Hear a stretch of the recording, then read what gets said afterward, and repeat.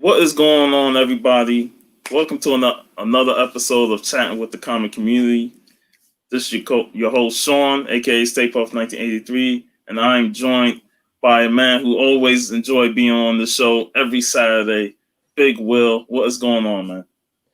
Nothing much. We running light today. Yeah, I was really thinking about ending my subscription pay to StreamYard because I paid for it to get more people on the show, and that hasn't been really the case most of the time. It's been like 4 or 5 people, 6 the most. Yeah, So I figure I'll just go back to just having 6 people, and whoever pops in, somebody will drop out and stuff. that'll work. I mean, all you do basically is this show. This is your main thing, so you don't really need to pay for it. Now, the stuff I like to do though, I pay for it, but that's just different. I mean, I've been kind of low key for a little while, but I'll be doing stuff, especially now that I got a background to use. Yeah, the Alex Ross background. Mm-hmm. Here is Simply Incredible Podcast. What is up, Dal? What is going on, guys?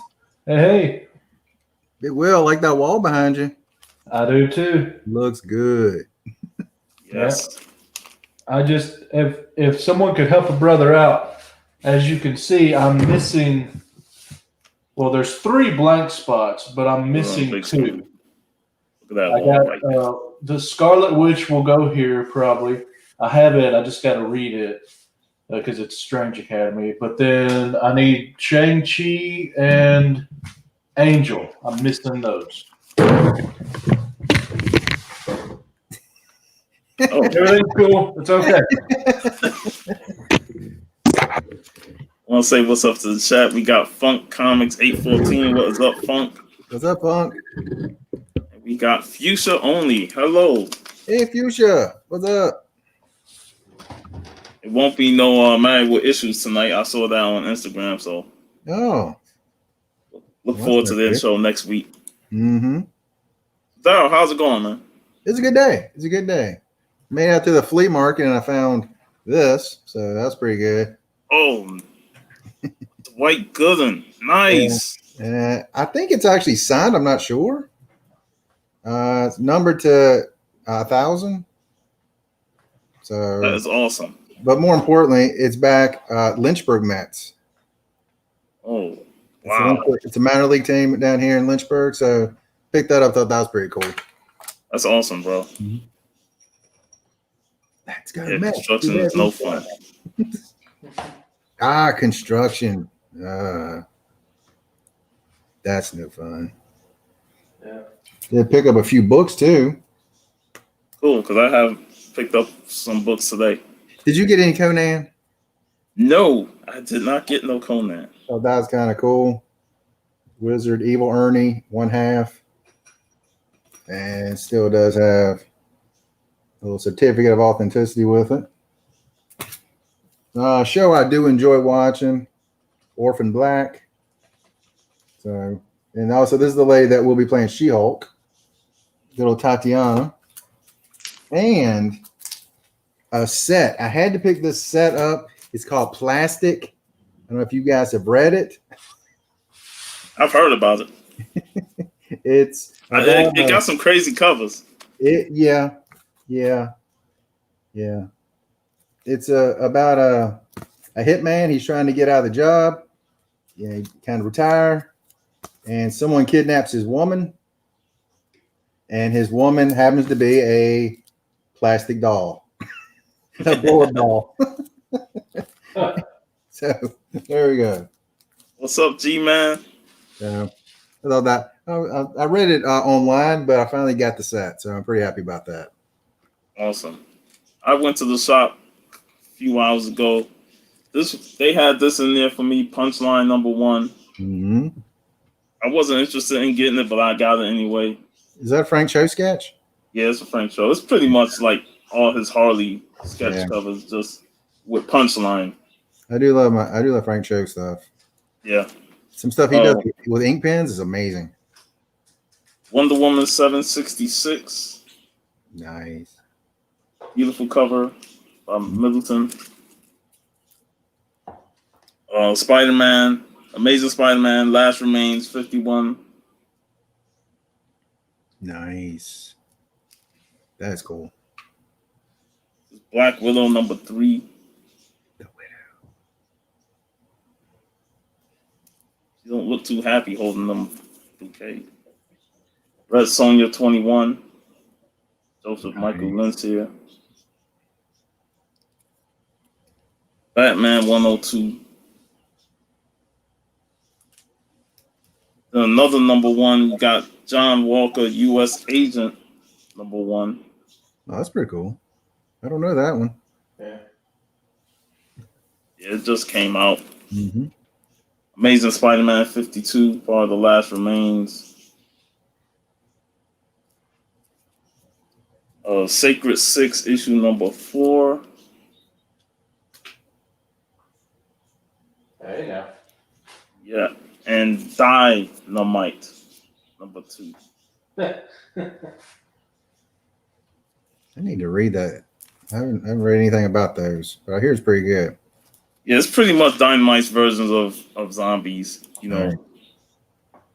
everybody's doing the zombie thing. You know, you had the deceased thing, and of course, Yep. Marvel started with the Marvel Zombie. So, Mm-hmm. Well, I didn't go anywhere to pick anything up, but I do have a few books that I'm trying to get rid of that I'll show if you don't mind. I got a Punisher Limited Series number 1, 9.0. Want to let that go. 65 shipped. I got a Batman. Remember, Punchline was going to be just the end all be all. Batman 92, the Art Germ cover, $40 shipped. nice. Thank you, Robert. Then I got a Savage Dragon versus TMNT number 2, That is nice. Awesome. 9.8, $40 shipped. Oh. Uh-oh. And then I got this Batman and Robin Adventures number 1, signed by Paul Dini, 9.4, $70 shipped. If anyone's interested. Trying to get some cash here over the weekend. Nice, man. Nice. If anybody's interested, you know, hit up Big Will on Instagram. Man. Good prices. Good prices.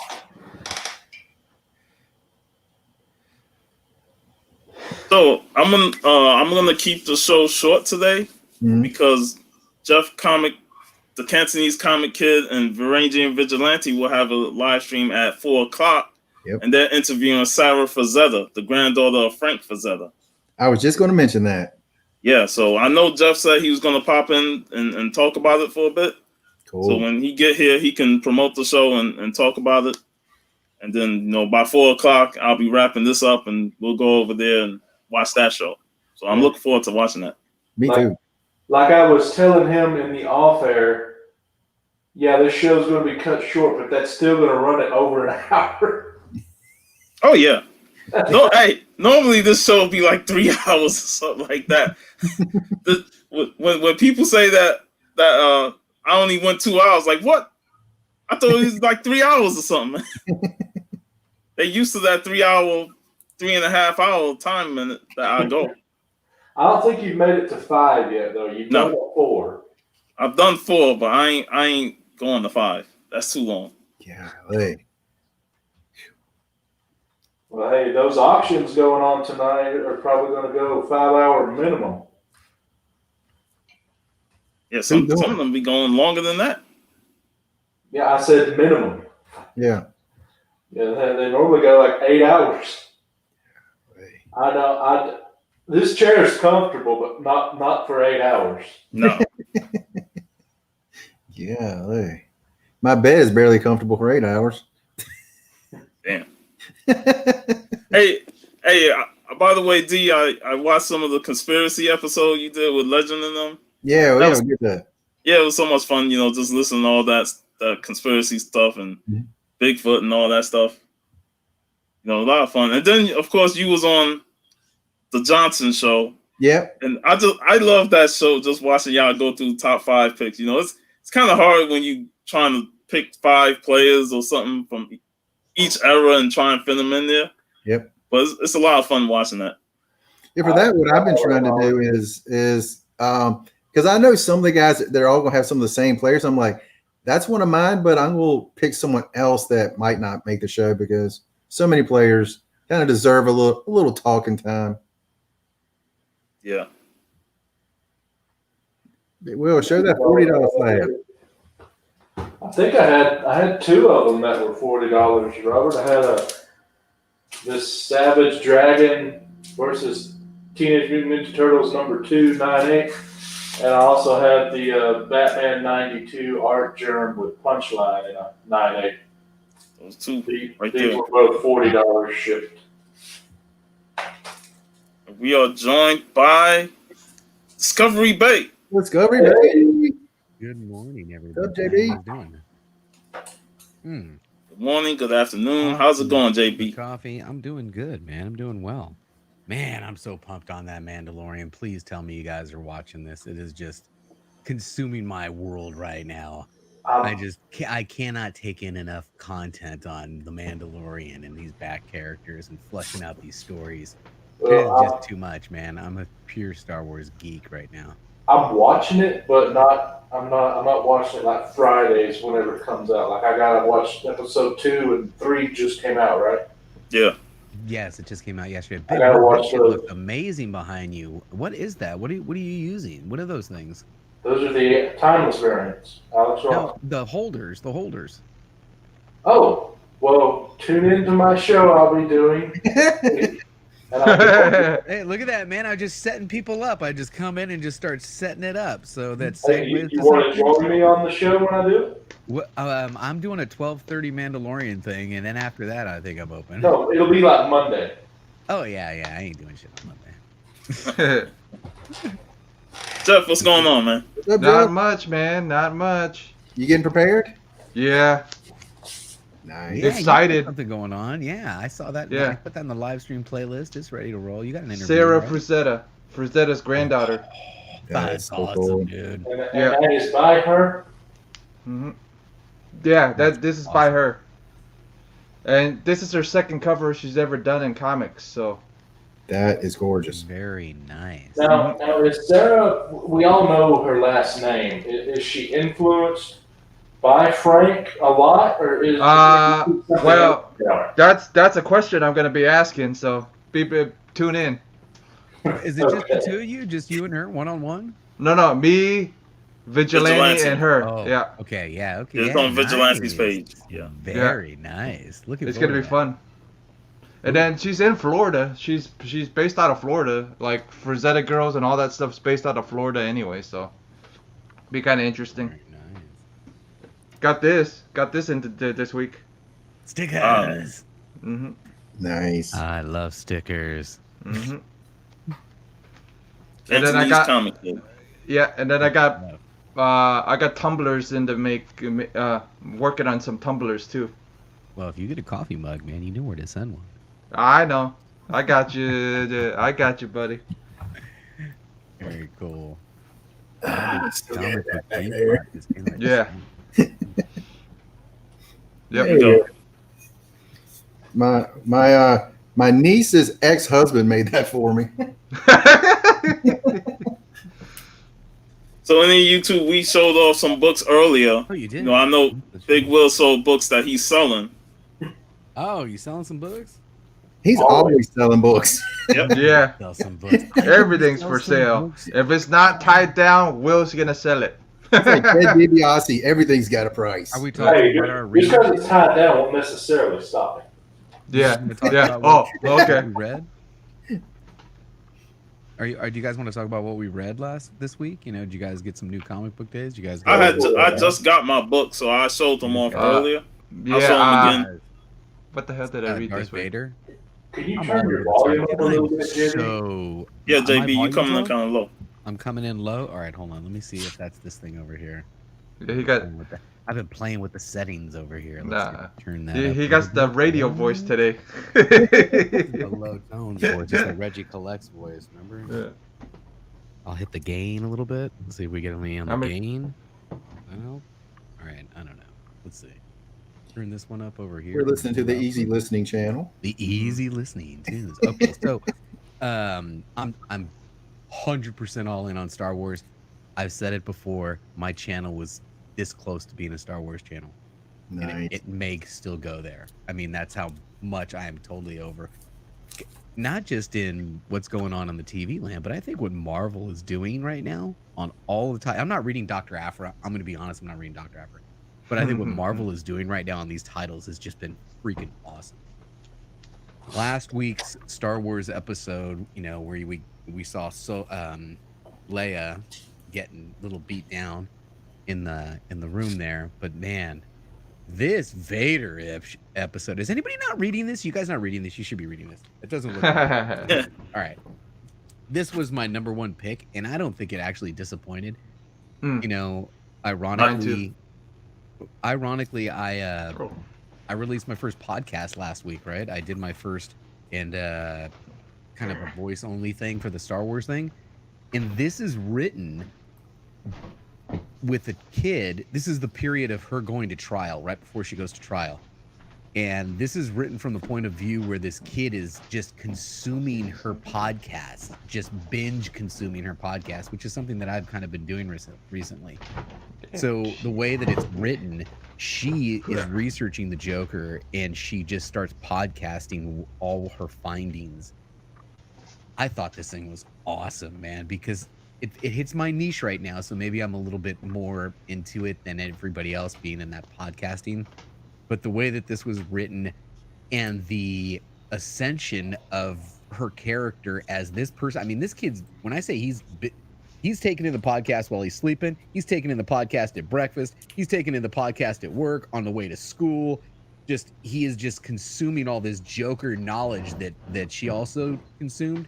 And in the very end, when she puts up her final vlog, she is completely transformed into this Punchline character with 1 million followers, and she sees the influence that she's creating with the Joker. I thought it was crazy. All right, next one. Guys, Colonel Weird. You guys read any of this? Did you read any of this story? I didn't even see that in the shop.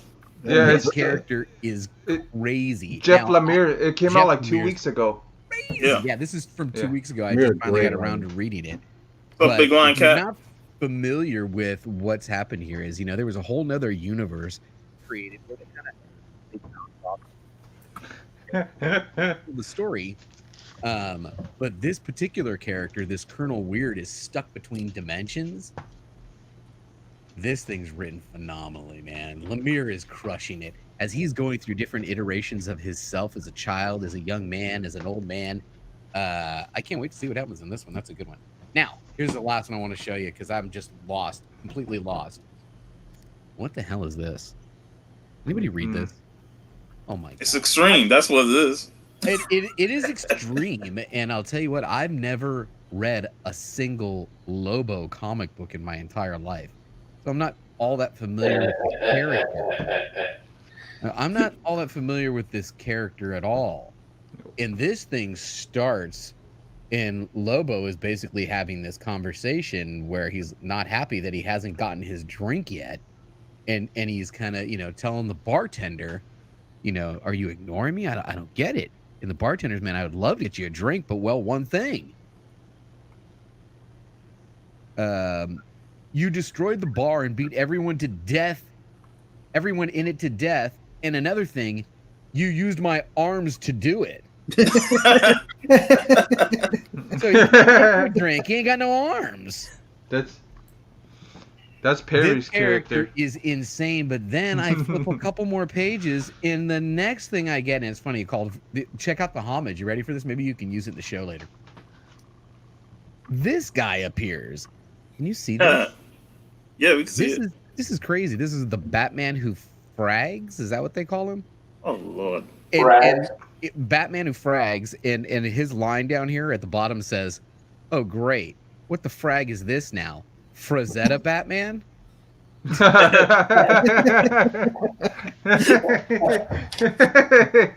Yeah, because it looks like the Great. death dealer. Right? That's so why. how fitting is that? And then there's this little exchange between the two. He gets sucked through this more.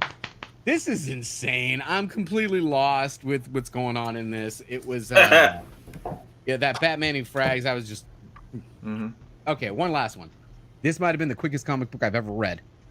Mm. I think I went through this entire comic book Ew. in about 4 minutes. It's not about art and all fighting.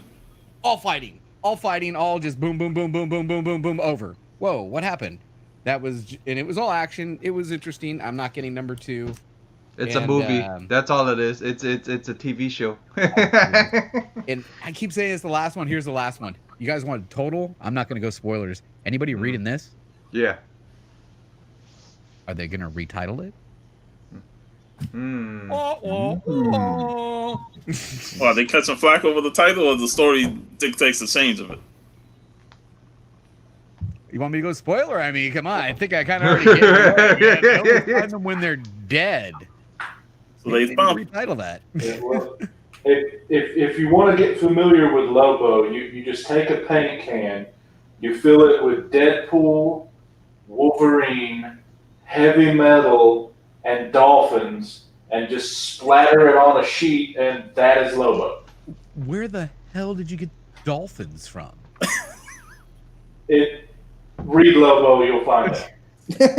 Yeah. Man, Yeah. that was pretty intense. All right, guys, thanks. Who else has got something that they read? I read this. What you got? So, is it Go on, Jeff. indie?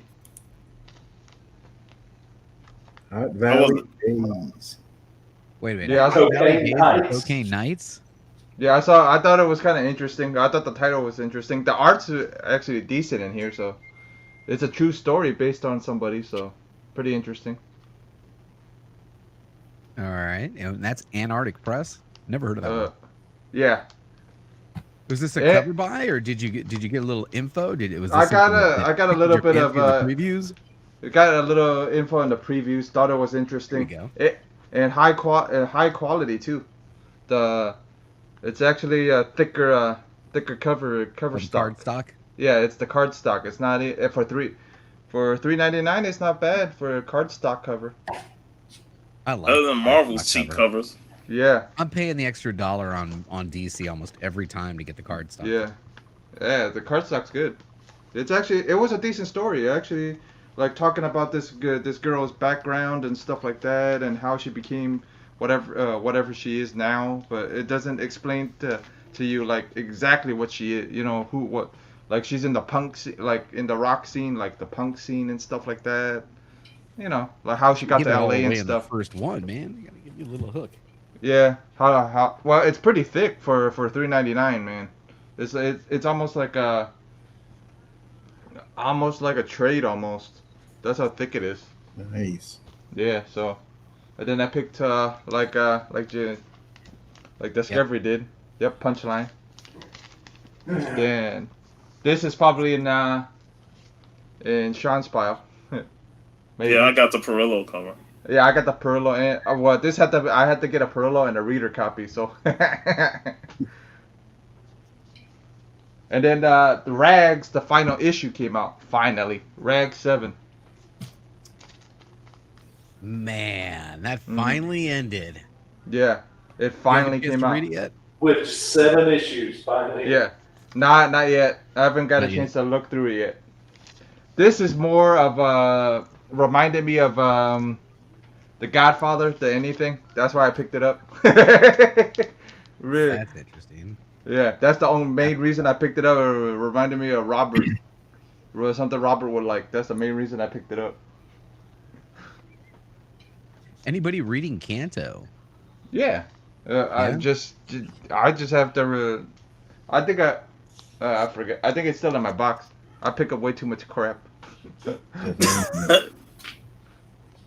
Yeah. The vein. It's the first one wasn't too bad.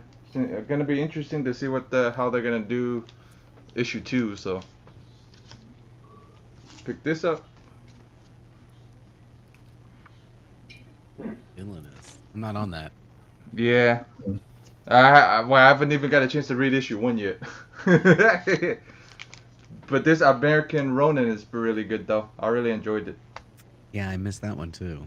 Hmm Oh, and then AWA, I like some of that stuff from AWA too. for Sean. The True Believers. Yeah. Nice. And then I picked up the, like you said, I picked up the Perillo too. So. I love Perillo. He's amazing. Mm-hmm.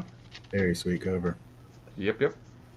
Then I picked up some Hell Witch from Coffin Comics. Hell Witch. That's a current title? Yeah, it's from Coffin Comics, the people that do Lady Death. Yep, got like Pluto stuff. Yeah, Brian Polito stuff. Who did that cover? Probably Let's Pluto. see. No, it's there's a couple of covers. There's a Sun K cover. There's all kinds of artists do it. It's just I need a. Let's see. Okay, first this cover is Sun K. Oh, good. Oh, that's Damn it. sweet. Yeah. This is Sun K. This one is. I need to find it first. There's so many damn covers on here. It says, yeah. It says cover creators, and then it freaking like almost lists almost like 10 of them. Yep. Zenoscope and Coffin does that a lot. Yeah. I'm not actually sure, but it looks like a really, really Hispanic name, and I don't want to butcher it. You see that comment there from Varangian? Yeah. Dynamite took in 170 grand on an Elvira Kickstarter last night. Yeah. Wow. And then his Hell Witch Kickstarter even like 22K I think or more. The new Hell Witch Kickstarter he did, and he had a lenticular cover. I picked that up. And then and then there was a hack and slash omnibus. I even picked there was a Kickstarter for, and I actually kickstarted. Oh, and I picked this up too. Something old. Oh, nice. Yeah. Oh, nice. Yeah, and it's the collector's cover. It says. That's what it says in the book. That's perfect. Yeah. It's the collector edition. Then you went to a toy and comic show recently? Yeah, I picked up a bunch of stuff there too. But I actually picked up a Vampirella 112 over there. I picked up a Vampirella 8, and I'll grab the other pile from over there. What this Dream Big Lion Cat? But this came in. This took 8 to 10 weeks to come in, but it was worth it with the signature and everything. But how they shipped it, it was near perfect how they shipped it. They even gift wrapped it in like black the tissue paper, like wrapped it in tissue paper, stuck it in a 2-3 envelopes, so it wouldn't get fucked up. Very nice. Yeah. So I'm looking forward to reading this U.S. Agent. Oh yeah. Done by Marvel. Interesting. It's written by priests, who can be a good. When his first appearance was, I mean, I think it was after. He's a captain. Wasn't it after Civil War or something like that, or something? Well, see, like that, right? Is this a new U.S. agent? Because I'm not sure if it's John Walker. That's a good question. Yeah, I have no idea. Well, it says John Walker on the top of that. But there's been multiple U.S. agents. I don't know when John Walker's first appearance is. It might be that book. I don't know. I know it's a Captain America book from the 80s. But, I forgot I had one more book pulled. Y'all like this one better. Oh, very cool. First appearance. As the rest, also for sale. For sale. For sale. Newsstand. Yeah, it is. On sale. Like we said, if it's not tied down or if it's not his shirt, it's for sale. Sale now. Oh wait, hold on. Even if it's tied down, even if it's tied down, it would still be for sale. Canto tubes. There's those cantos. I waited till I got all 3 before I read any of these. You guys reading this? It's all ages. It's Nope. I would Did you say tear up a little bit, just a little yeah. bit. It's all little bit. it's all Right ages there though. in issue 3, right there, you teared up just a smidge. I'll tell you, this is definitely all ages. I can see this in syndication as a cartoon right now. The way that this thing's written. Bedtime stories for the girls, right? Absolutely, For yeah. Discovery. Yeah, man. I Are we keep supposed to open a box on this show? Is that a segment? Yes. you're supposed to open a box. It's law now. We already set that up. Remember? Yeah. Now the pile is almost over my head. Yeah, you need to open at least 2 on You the got show. a couple more? Yeah, Yeah. you do a couple more. Oh my goodness. Mm-hmm. So Yeah, you need to open at least 2 boxes on the yeah, show come today. on. yeah, at least At least 2. Oh Jesus. At least 2. Yeah. Yeah, he Hey, needs to open that's a at great least photo 2. op right there. No, I definitely got to open some boxes. So what do you guys think? Yeah. What number? Hey, I'm not going to do you dirty and try and say the bottom one. Yeah. All right. Well- Take it from the bottom. Second from the ball. I honestly do want to know what's on the bottom of this. Yeah, then go Probably your ahead. oldest Been there for a package. long time. then go for it, man. If you think you So, can. yeah, let's see what the hell's on this. I'll go get it. Well, Hey, if Big we- Will. I got a if question for Jeff. If we okay, The hack slash omnibus you mentioned, is that the only omnibus they have? Is that everything? Because I keep wanting to go and read more hack slash because it's yeah. It's if you go to the Kickstarter, it's Tim Seeley's adding. Yeah, he's adding.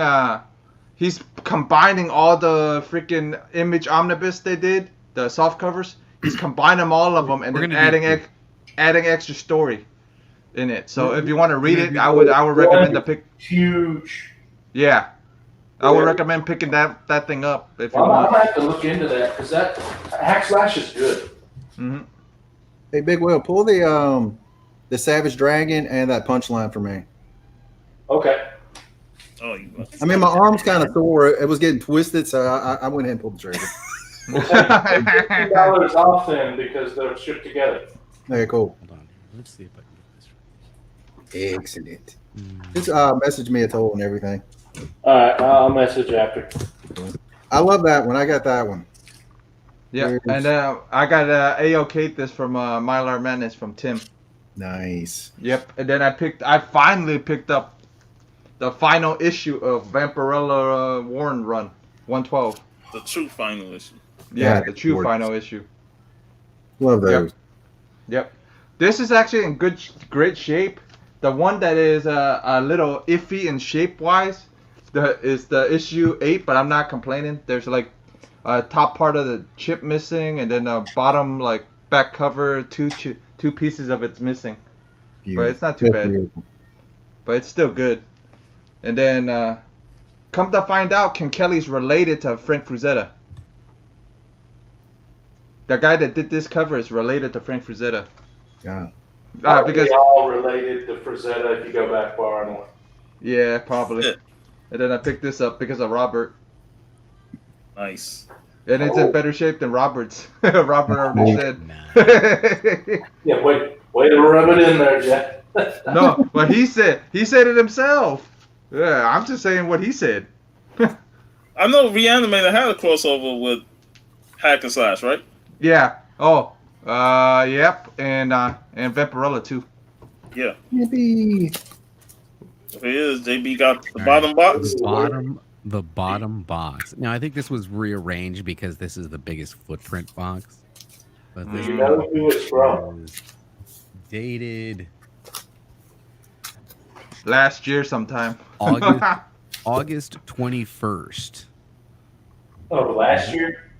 This year. Come on. Oh. I thought you were. It's like, And- it was and sent in it- 2003. As you can Yeah. see, it says right. It says right there on the package that this is. Fragile. Fragile. That must be Italian. But I had to, man. I had to. quick funny story while he's cutting that open. His long box love affair put out a video where he got returned some books that he had sent out, and he looked at the date, and they got returned to him 2 years after he sent them out. Great. What? We're in the post office system and finally got sent back. Wow. Damn. So yeah, that's why I asked what year. Oh, the funny thing was, you know the toy show we went to? The Yeah. kid from Christmas Story was Wait a there. minute. That don't look like it was protected well. Yeah. It didn't. It was flapping around in there, but they had this on one side, this on the Okay. other side, and then Yeah. there's one of these on the bottom and one of those on the top, and then this just stuck in the middle. Well, Like a glove? No, it wasn't like a glove. Definitely not like a glove. So, I have no idea when I bought this. Did I buy it? Did I win it? I seriously have I don't remember buying this. See, this Yeah. is what happens when you don't open your boxes quick enough. Yeah. Batman. Or when he's 9.8 Batman number. or when he's doing some drunk buys every once in a while. That I know happens. from experience, Jerry, if you sell it for $40 shipped, you'll probably find a buy. Jiminy Christmas. I'm saying there's a chance. All right. Well, you know what? Let's see what else we got because there was two. You know, the two. Quick- God, this one's way Quick to better. throw that to the side like that. Whatever. Whatever. That is too funny. Whatever.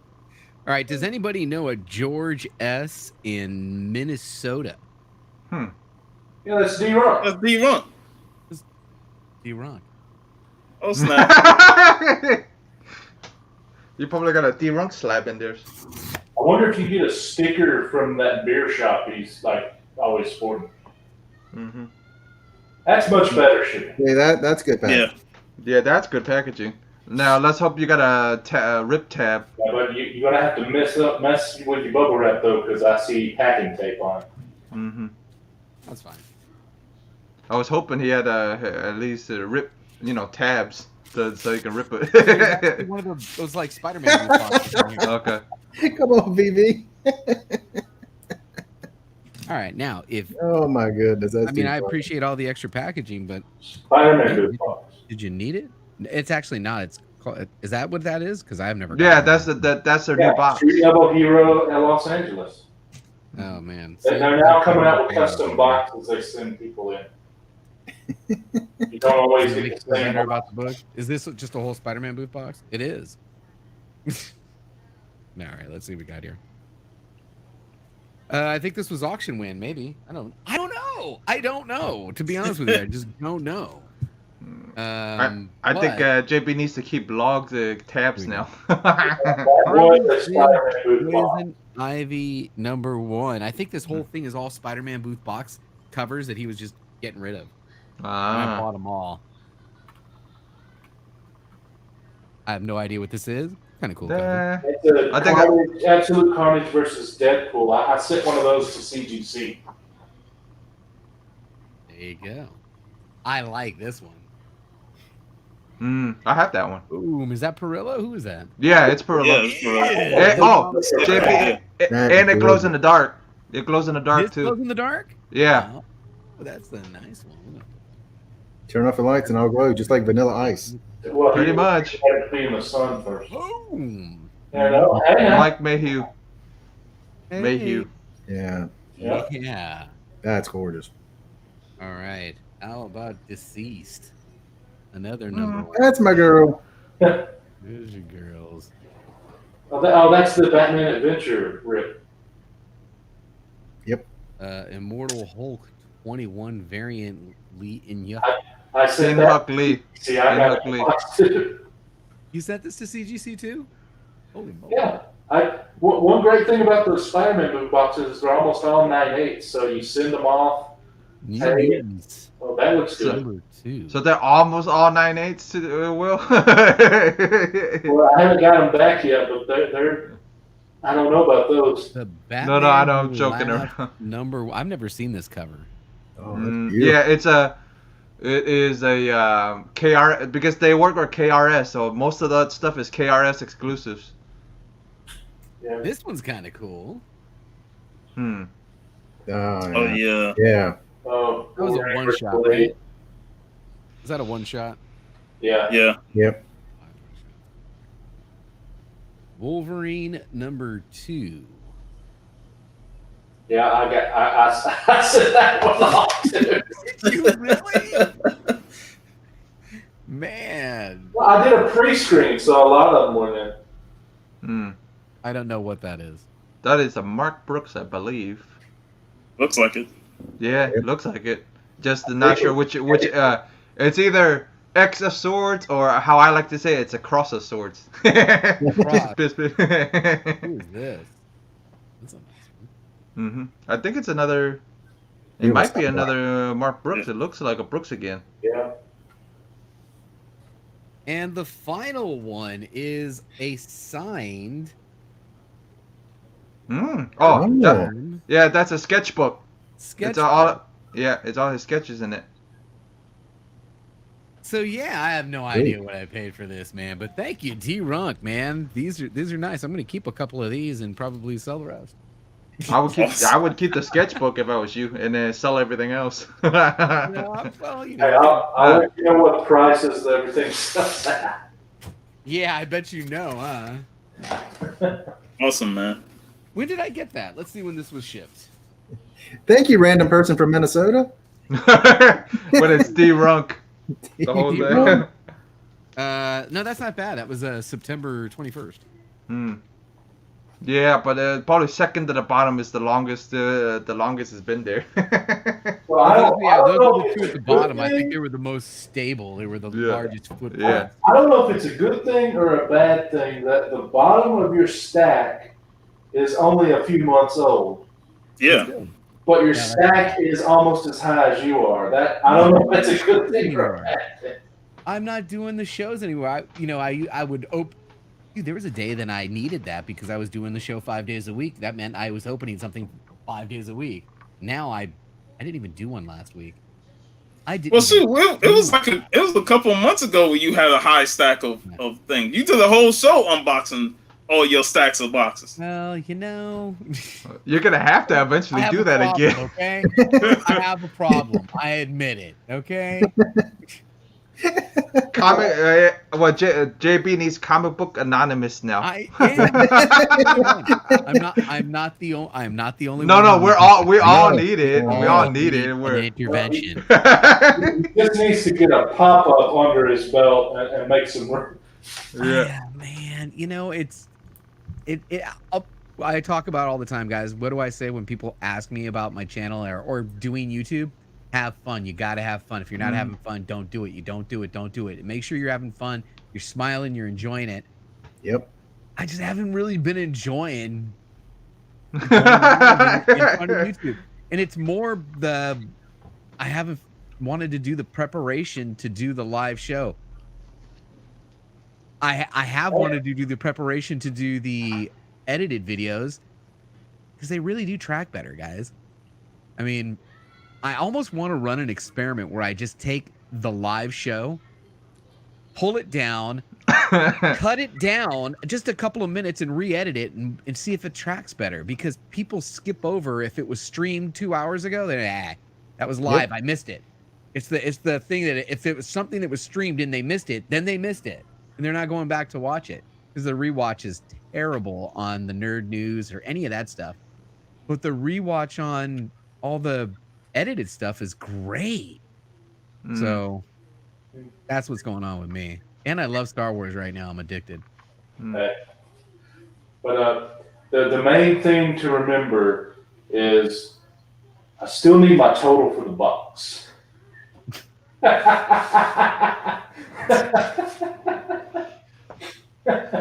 Oh man, yes you do. Thank you, I appreciate that. But yeah, man, however you want to do it, you just make sure, like you said, have fun. Yeah, I mean, I do kind of miss the late night shows you used to do because whenever I get to work, you be on and I'll pop in to watch it. Oh, so yeah, or whenever I get off. Yeah, I'm almost preferring to reintroduce the whole thing as a late night skit instead of a day show. And plus, there's a lot less competition, dude. There's more comic book YouTube channels now than ever. Yep. There's so much content on that if you're looking at your analytics and it says you should go live, at 5 o'clock for all of your viewers. That's what it says. And I'm like, okay, yeah, I'll do it at 5. I'll do it at 5. And then I look, I'm like 7 people on right now, man. I'm not going on at 5. What the hell? I'll go on at 6. Oh, wait a minute. There's 10. Oh, well, at 8 there was 13 live shows on. I was like, oh. They just do everything at 3 o'clock in the morning, and there'll never be anyone else. There's there. never going to be anybody on. Yeah. That's why I chose the 2 o'clock on Saturdays, because it's not much on. So I like 2 o'clock. And that's why I chose 9 o'clock on Sundays, and then everybody started doing 9 o'clock stuff on Sunday. I'm like, what the hell? You made a time slot popular. Look what happened. What's up, Dusty? Yeah. What up, Al? What's up, Dusty?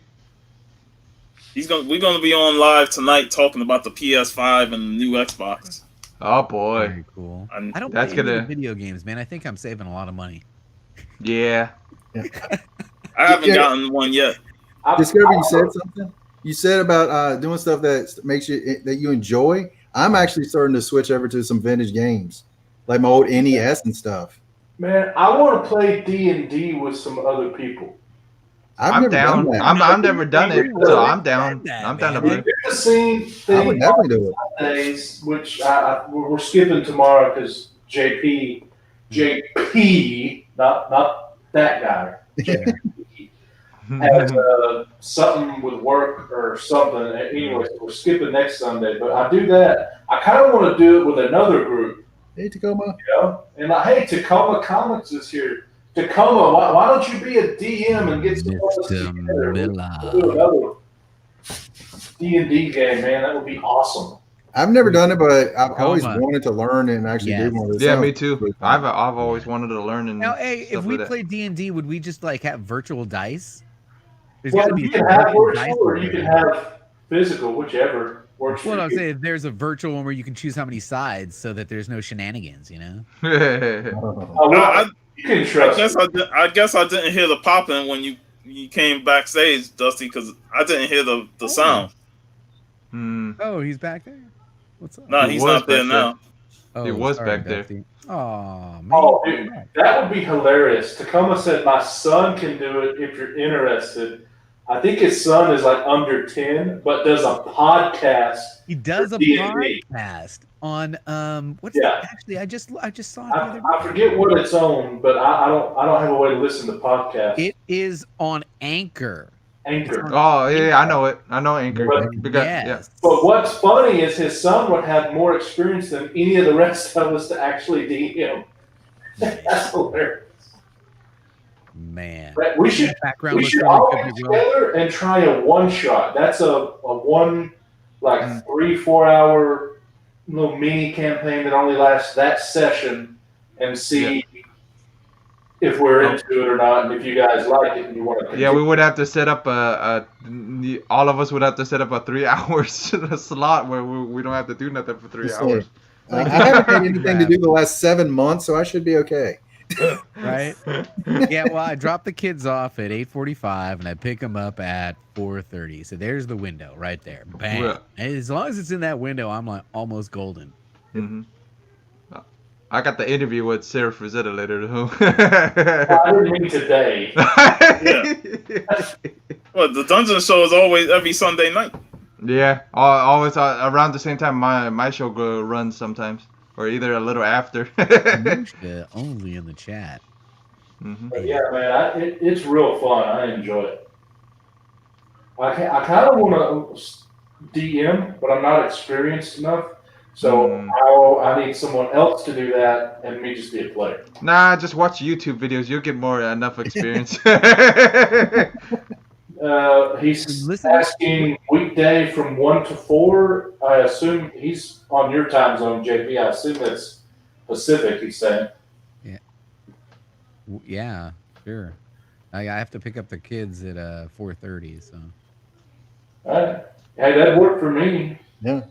I guess that works for you. now, do you see this? That worked for you. Man, they're going back into full. I won't be able to do it until like a Saturday or something, a Saturday or Sunday. Babe. You know, that's kind of the thing that's bothering me with this thing here in America. We might be close to a lockdown again here. I think we are. I think There's you know, certain states that's locked down, and it's like it's getting crazy. Well, I don't. I I, can't believe we're living through this. Does Russia. it feel like we're living through a fictional story right now? I really feel like we're living through a fictional story. Like in 10 years, when I go back and talk about what happened in 2020, people are gonna be like, "Nah, really?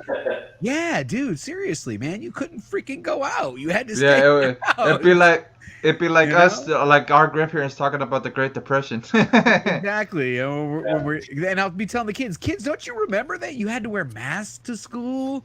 You know, man, I don't know. but Man, they gonna make movies Surreal. about this, man. 2020 is gonna Surreal. be the next movie. Remember it's already 2012? put into television shows. My Television dad. shows have incorporated this into all Yeah. of their But into the actual shows. Yeah, they gonna make a big budget. Yeah, oh yeah, toilet paper shortage. ready. I'm okay. I'm okay. Yeah. I'm ready to go. I'm okay. I went to like Costco. I bought a big enough roll. I don't even want to mention my wife is online shopper, so she orders just a case of that, you know, Charmin Ultra family, Right. whatever the hell. And it had always been a case a month and a case of paper towels. That's just what she does. Yeah. Well, during the Corona thing, they stopped shipping because they didn't have any. Oh boy. Because there was this shortage, right? So of course, she, you know, my neighbor works for Costco, and we're like, "Hey, man, we get toilet paper. We get a toilet paper, no problem." The thing is, my wife never cancels any of these orders. Uh And oh. when this stuff comes back in, I end up with 3 cases of toilet paper at the front door and 3 huge boxes of paper towels. I'm like, you didn't cancel that shit. You got to cancel that. She's like, okay, I'll cancel it. She doesn't cancel it. The next month, I get another 3. I'm like, whoa. How come we didn't just get 1 now? I've got so much freaking toilet paper in this So house. you- You well supplied. Prepared you for the next wave. Yeah. Nuts. It's Because absolutely everyone nuts. forgets. I've gotten this house.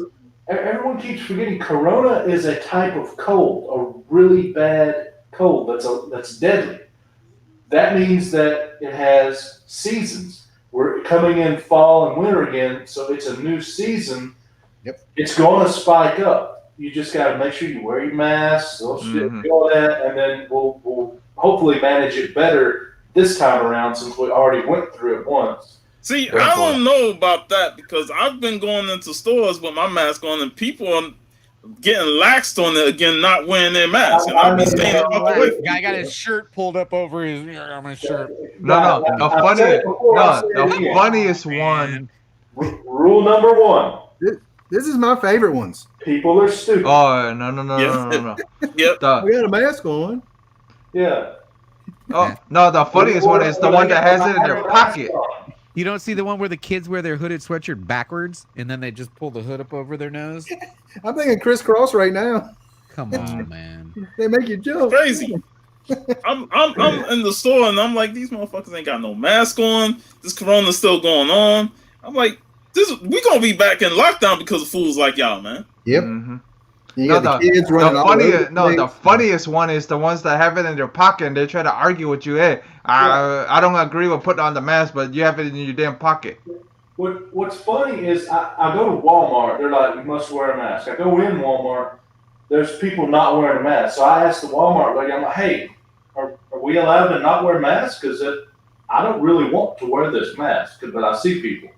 And they're like, no, we're not. We're supposed to wear a mask. I'm like, well, they're here. It's like, well, we can't actually make them wear a mask. Oh, what's the point of having it on the sign? I mean, Yeah, why have a sign? Yeah. It's like shirts and shoes required. But if they I come don't know with no about you shirt, guys, but get out. if the sign says shirt required or mask required and you don't come in with one of those, you have to leave. Well, yeah. Well, not Walmart. You know, it's Walmart. It's Wally World. I feel like going up to the person that doesn't have their mask on, look at them, pull my mask down, and cough on them. Then they'll just look at you like, huh? You know? Oh my gosh, that would be epic. Yeah. Just to put fear in their hearts, you know. You first go around coughing in your mask to make them think that, and then you go up to them and do it. No, the worst part is that if you have allergies on top of it, I feel bad for Al. Like if when you have allergies. I got allergies, man. Yeah. It sucks. It's the worst. the worst part is when you have allergies and you're sneezing and people thinking you got it and they fucking fall ass. Diseased. Yeah. So back to Tacoma, what his son said. What do you guys think of that? I'm down. He said on a weekend, one basically a 3 to 4 hour session in total. I mean, I'm cool with that as long as it's a Saturday or Sunday. And Well, we just gotta make up. You guys, I can do either one as long as it's before 8 o'clock on Sunday because that's when I play with Whitewell. What about you, JV? Is that what you call it? You play with your white whale? Yeah. The what? No. I He's prefer like, like a Saturday morning because at any moment right now, you know, things are going to change. I know I have a 12:30 show that I've already got cleared with the wife, but all this early stuff is kind of just because they're all sleeping. I'm just getting away with it. You know? So Saturday morning, that worked for everybody? It works for me. Yeah. works for me. All right. Well, Como, tell him to put us down for next Saturday morning. I guess send out an IG message for the time zones and everything. We'll try it. That's gonna be funny. A bunch of grown men listening to this kid tell us how to do this. How to play. Explain Dungeon Master. Can we get dressed up? No, I'm joking. I'll have my pajamas with the footies on. You can go up to a kid and ask them how to work a smartphone. They know exactly how to work it. You know. Yep. Marvel pajamas on right now. Yeah. I would recommend sign up for D&D Beyond. It's free, and that'll let you make a character and explain rules and stuff like that. And you'll probably want to use that while we're doing everything. So I would recommend that. See, we getting new people in the chat. We got blasting and stashing comics. We got Big Remo in the house, and I saw earlier glitter and duct tape. Mm-hmm. What's going on, everybody? Here's Tacoma.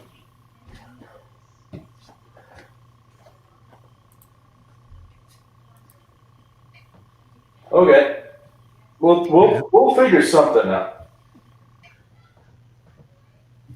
Cool. So what else is on today? I know I updated my playlist. Big Lion Cat's doing an auction today, right? Yeah, and then the BLC. VV's gonna be on at 5 o'clock when his what when time's he the Frazetta interview? What time's the Frazetta 5 p.m. Eastern. Eastern. I thought it was 4. Oh, I thought it was 4. Yeah, I thought it was his thing said it was 4, and then he changed it to 5. Oh man. Well, now No, y'all but- just want to do the change of rule. You No, because he originally was supposed to be 5, but his settings are over there. I guess didn't let him set it at 5 or something. And he finally got it to set at 5 o'clock. So. All right. So that's an extra hour for my show. Yeah. we saw I it. can stay an extra couple of minutes. When you said, "Oh yeah, I sent you the invite," I'm like, "Oh yeah, I can stay an extra couple of minutes." He said time zones are crazy, man. That's the thing. Yeah. Like there was couple weeks ago. I thought we was gonna do our show at 4 o'clock. Our talk show where we talk movies. So I'm getting ready. I'm sitting here. I'm like, yo, it's after 4. He ain't send the link, So I messaged him like, yo, what's up? He's like, oh, it's gonna be at normal time. Like, oh, I forgot the time zone changed earlier before the U.S. time zone. Right. So he 2 p.m. caught me good with that. 2 p.m. West Coast time for Varangian. Yeah. 2 p.m. West Coast. Got it. It's in the playlist. Yeah. It's gonna be fun, man. Because I'm gonna have fun just asking her a bunch of questions. I already got questions set up too. Looking forward to it. Yeah. And then you'll also be on with the G-Man tonight, right? Yeah. Well, we're Robert too.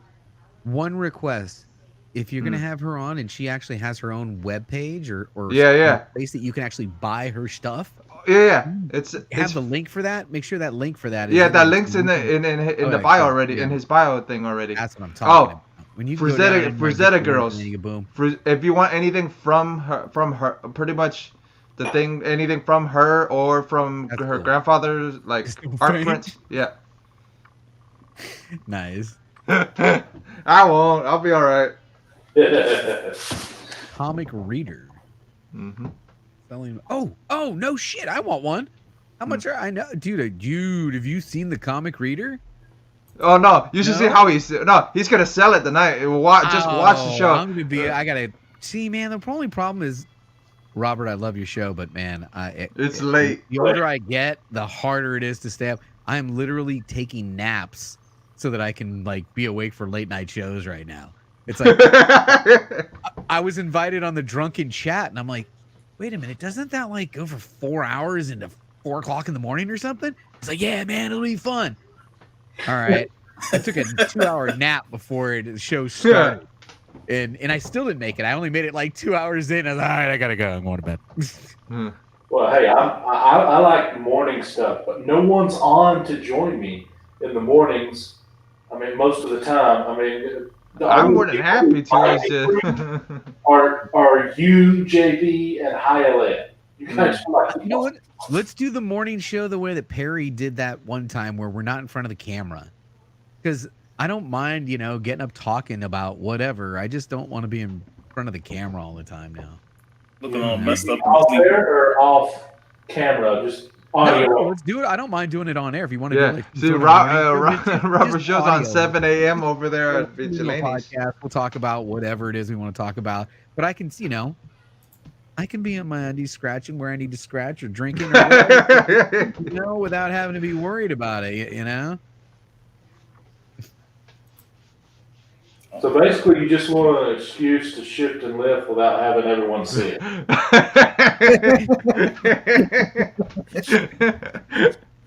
Right? Yeah.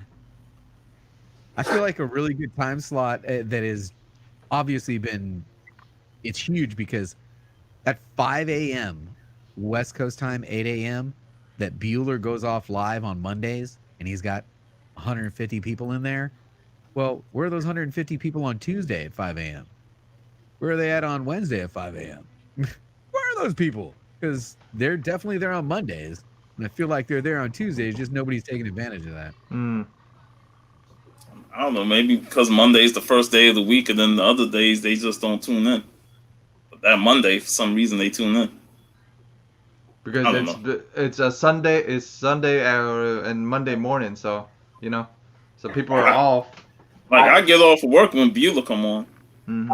I think it's probably there's nothing on Tuesday at that time. Otherwise, let's put something half on. of them would be there. Let's put something on. Okay. 5 in the morning to 6 in the morning. I just don't. I'm gonna be in my pajamas.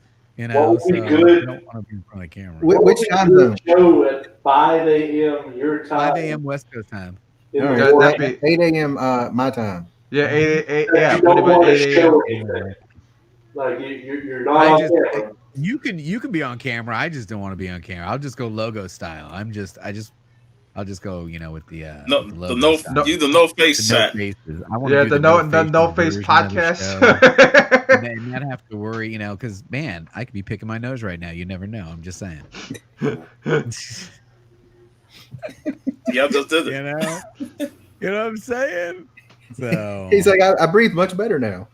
I was on camera and then I was off camera, and when I came back on camera again, I could breathe. Yeah. Well, I mean, if you guys haven't seen what I'm doing now, my new shtick is this. Ooh. I'm talking Star Wars, and I'm never on the camera. I may bring up some images and, fold through while I'm talking about it. I change the topics down here to different things, but ultimately, I'm never show my face. And the beauty of that. Fried sorry. it's tracking. It's actually tracking on the rewind. My rewatch time on the Star Wars thing is way longer than anything else. It's Star Wars, though. And I'm not even on it. My face isn't on it. They're just listening to you got voice. Star Wars, and it's better. going to get a lot of rewatches. So, you know what it says? It says, you know what the problem with your videos are, JB? You. You're the problem. Take yourself out of the video and watch how well it performs. And that's what's happening now. So, oh man. So Hey, he JB. basically just go ahead. Yeah. JB, on the bottom of that, it talked about the Harrison Ford signing. Yeah. Does That was the anyone know how final much that topic. actually is? What's that? Does No, anyone it did know? not disclose. I did not disclose a price yet because I think it may depend on what you're submitting. I'm not sure. Okay, because I looked on the website and I'm like, there's no price anywhere. There's no on it. pricing. No, but it's still, Well, I was if pretty it- excited about it. I figured if it was There's like a bunch of Arnold's video signing being done by some shop, and they're doing like $300 a signature, and then if you have something Oh, man. that's like a comic book, the price changes, and if it's an odd shape, the price changes again. Yeah. Uh-oh. You'll sign this? Oh, Yeah. he'll Same sign it. thing. The question is He'll how sign much it anything. costs. You know, we think Yeah, where would that look cool if he was signed? Mhm. And get him back, maybe across the brim of the hat. Oh, that would This be is cool. one of my dad and I's favorite movies of all time was the Indiana Jones series, man. Yeah. Hilariously, you could take Indy out of the first movie, and it would exact same thing happen. Yep, I saw that on Big Bang Theory, and it ruined the whole movie for me. Did it? It didn't ruin the movie for me, but I'm like, holy crap, they're right. I was like, darn you, Amy Farrah Fowler.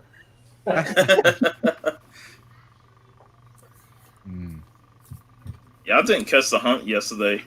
Mm. And I haven't watched The Mandalorian episode much 3 more yet, of so I still gotta watch that. I I'm haven't gonna watch watched that 2 today. or 3 yet. It's awesome. Yeah, the second episode was a No, letdown the compared to second the first. sucked. I didn't like Yeah. the first one, but This one was freaking That, awesome. The ultimate fan service. I mean, I just watch it. I don't even want to. I that, did a whole show on it. Come on. that reminds me, you might get mad at me for bringing this up, but I finally finished watching all the Star Trek.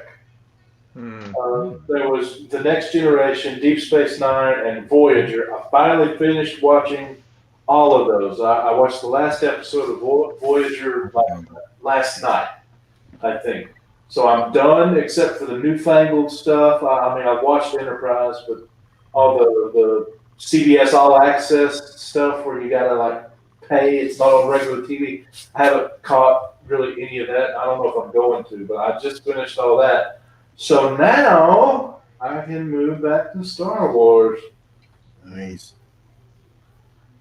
So you're gonna start Mandalorian or Well, I've seen Mandalorian season 1. I've seen the first episode. I gotta watch episode 2 and 3. Mhm.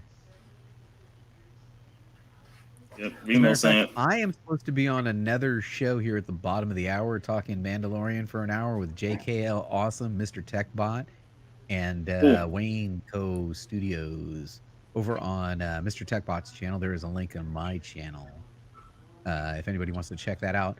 And Yeah. the kids are telling me they're hungry again. I don't know, man. I don't understand, man. I feel like they never stop eating, especially on the weekends. You know, during school, they don't let them eat every hour, do they? But it feels like they're always in the pantry. I'm going to take the door off the pantry in this house. I'm literally going to take the freaking door off of it because it's always open.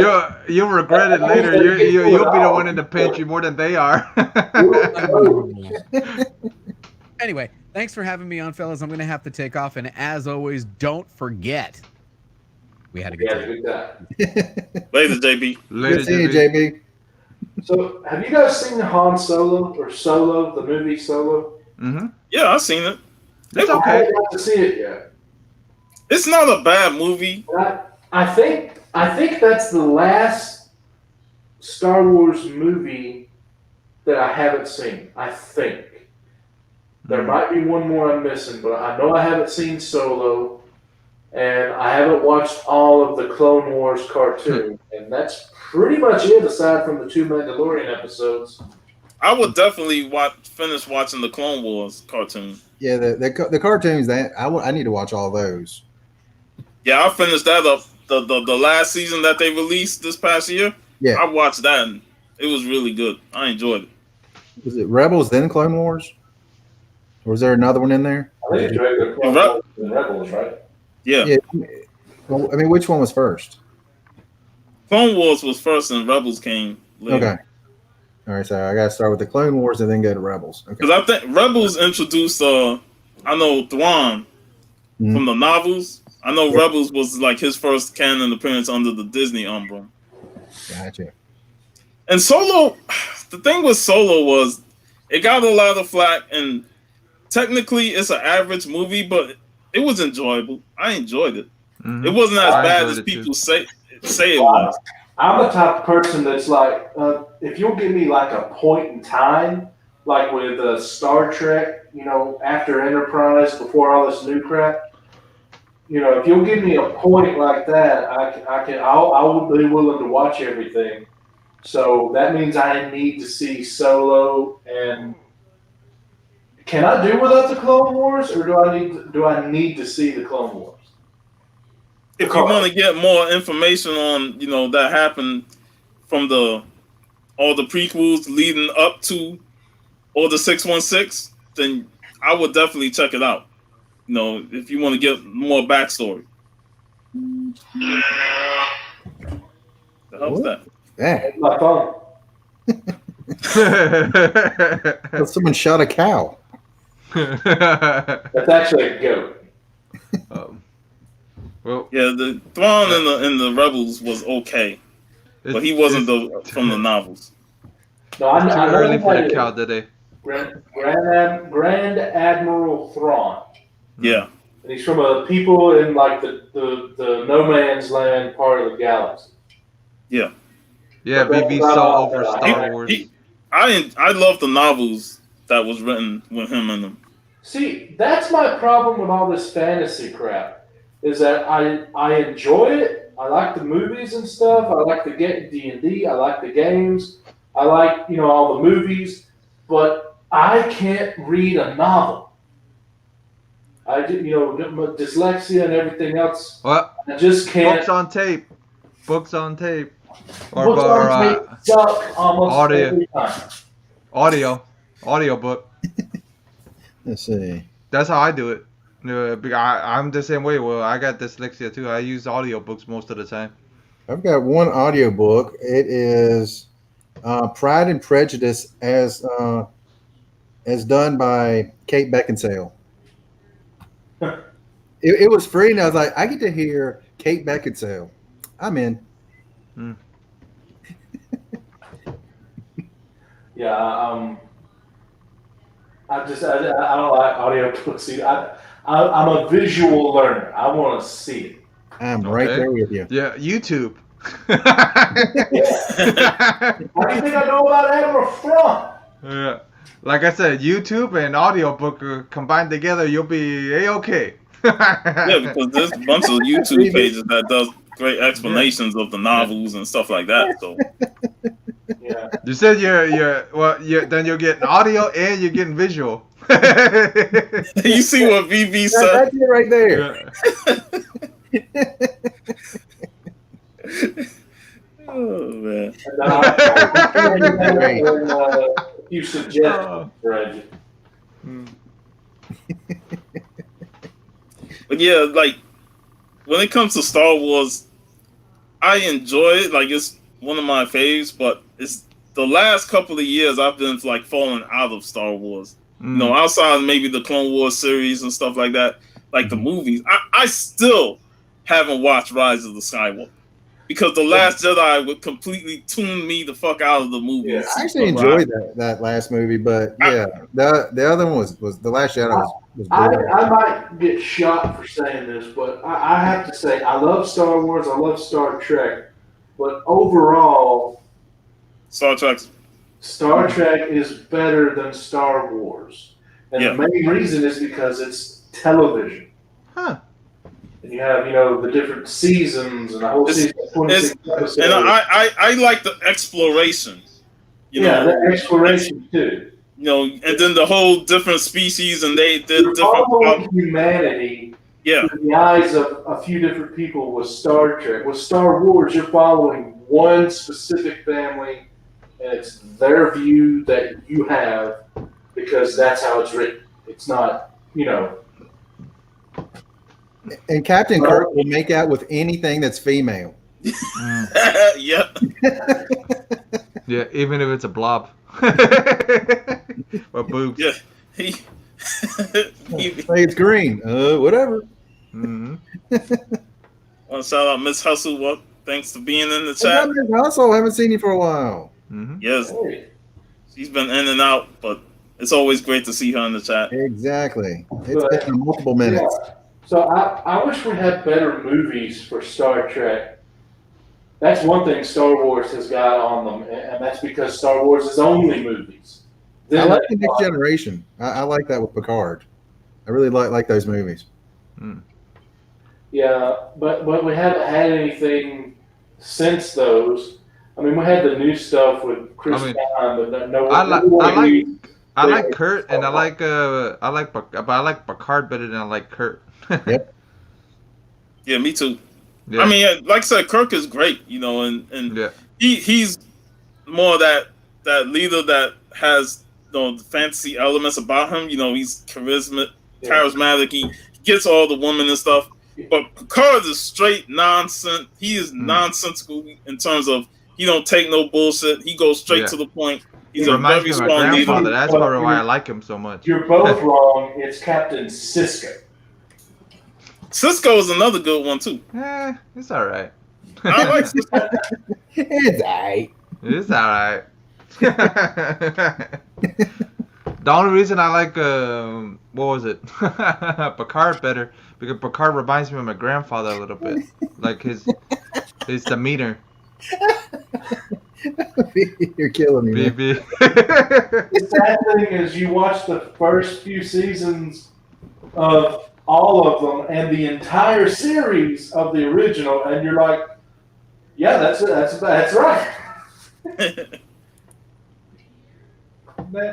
I think it was like every show of Star Trek has at least one episode where everyone, the reason can be mystical, magical, alien, whatever, but there's always at least one episode where everyone gets like horny as crap and they just sleep with everything.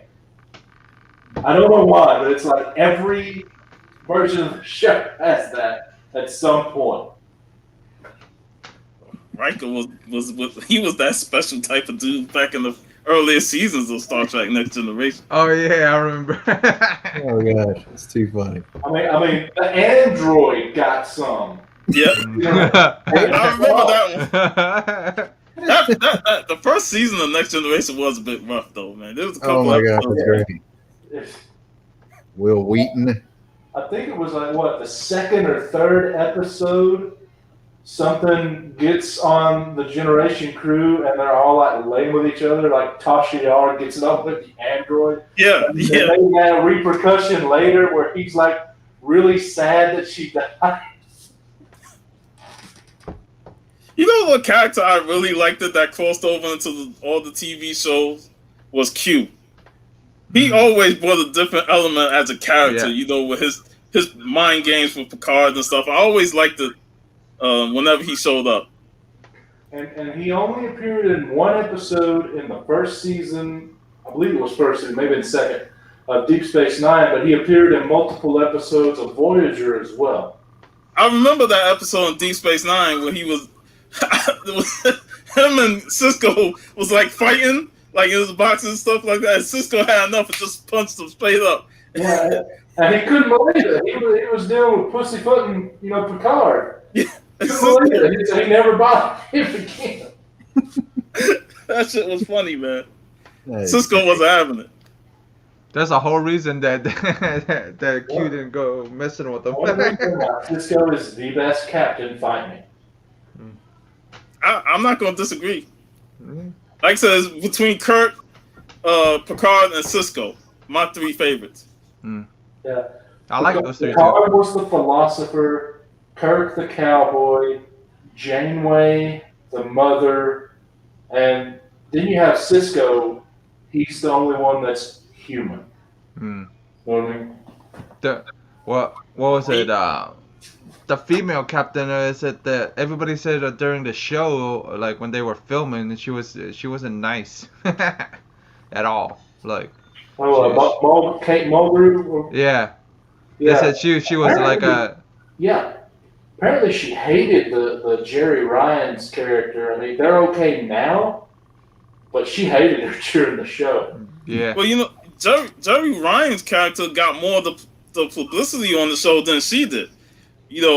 That's because she was hot as crap. Yeah, and the fact is that you never seen that in the Star Trek shows. It's always the Kirk, the Picard, they get most of the attention. But Voyager, when you think of Voyager, you think Women. of The women. her, yeah, 7 of 9. You don't even like this times where I forgot about Jane because it's like I always remember 7 of 9. Yeah. Well, if you remember in like the first or second season or so, they tried to make her like that, where they were stranded, her and Chakotay, on some planet, and they were like getting closer and closer, where you were like, okay, they're about to do it. They never did, and then they bring in 7 of 9, put her in that tight suit. It's like, there you go, boys. And you know what episode I remember the most? It was promoted heavily during that time was when The Rock came on. Oh yeah. When and they had that fight with the Klingons. And that was a 7 of 9 episode. Yeah, that was a 7 of 9 episode. 7 of 9 fought The Rock's character. Rock gave her the rock bottom through the eyebrow. Yeah, I remember. Yeah. I do not remember that at all. I forgot all about that episode. If you was watching wrestling at that time, like I was, they promoted the hell out of that show. Yeah. It was only like 2 or 3 scenes. And that was it. It was like his first. It was his first film. His first credits. Role. Really? Yeah. I didn't know that. He enters in the thing, and you're like, "Hey, is that The Rock?" It kind of looks like The Rock. Then he turns to the camera close up, and he does that eyebrow. Like, it's The Rock. Yeah. Oh yeah, I never got to see that. Seawood, what's up? What's up, Seawood? Yeah, definitely check that out, D. I'm gonna have to find that. That is great. Oh man, WCW Baywatch. Oh man. Oh yeah. Yeah. Oh, yeah. I remember that too. Yeah. I don't remember that. Yeah. I didn't really watch Baywatch. Yeah, Flair, Hogan were in it, and all kinds of funny. Come on, well, I know you watch Baywatch. Man. You watch it for the slow-mo jogging. Excuse me, I watched the intro to Baywatch. And German's greatest person, David Hasselhoff. David Hasselhoff. The Hoff. I'm talking about freedom. Yeah, I see what I watched that episode not long ago. WCW on Charmed. Mm-hmm.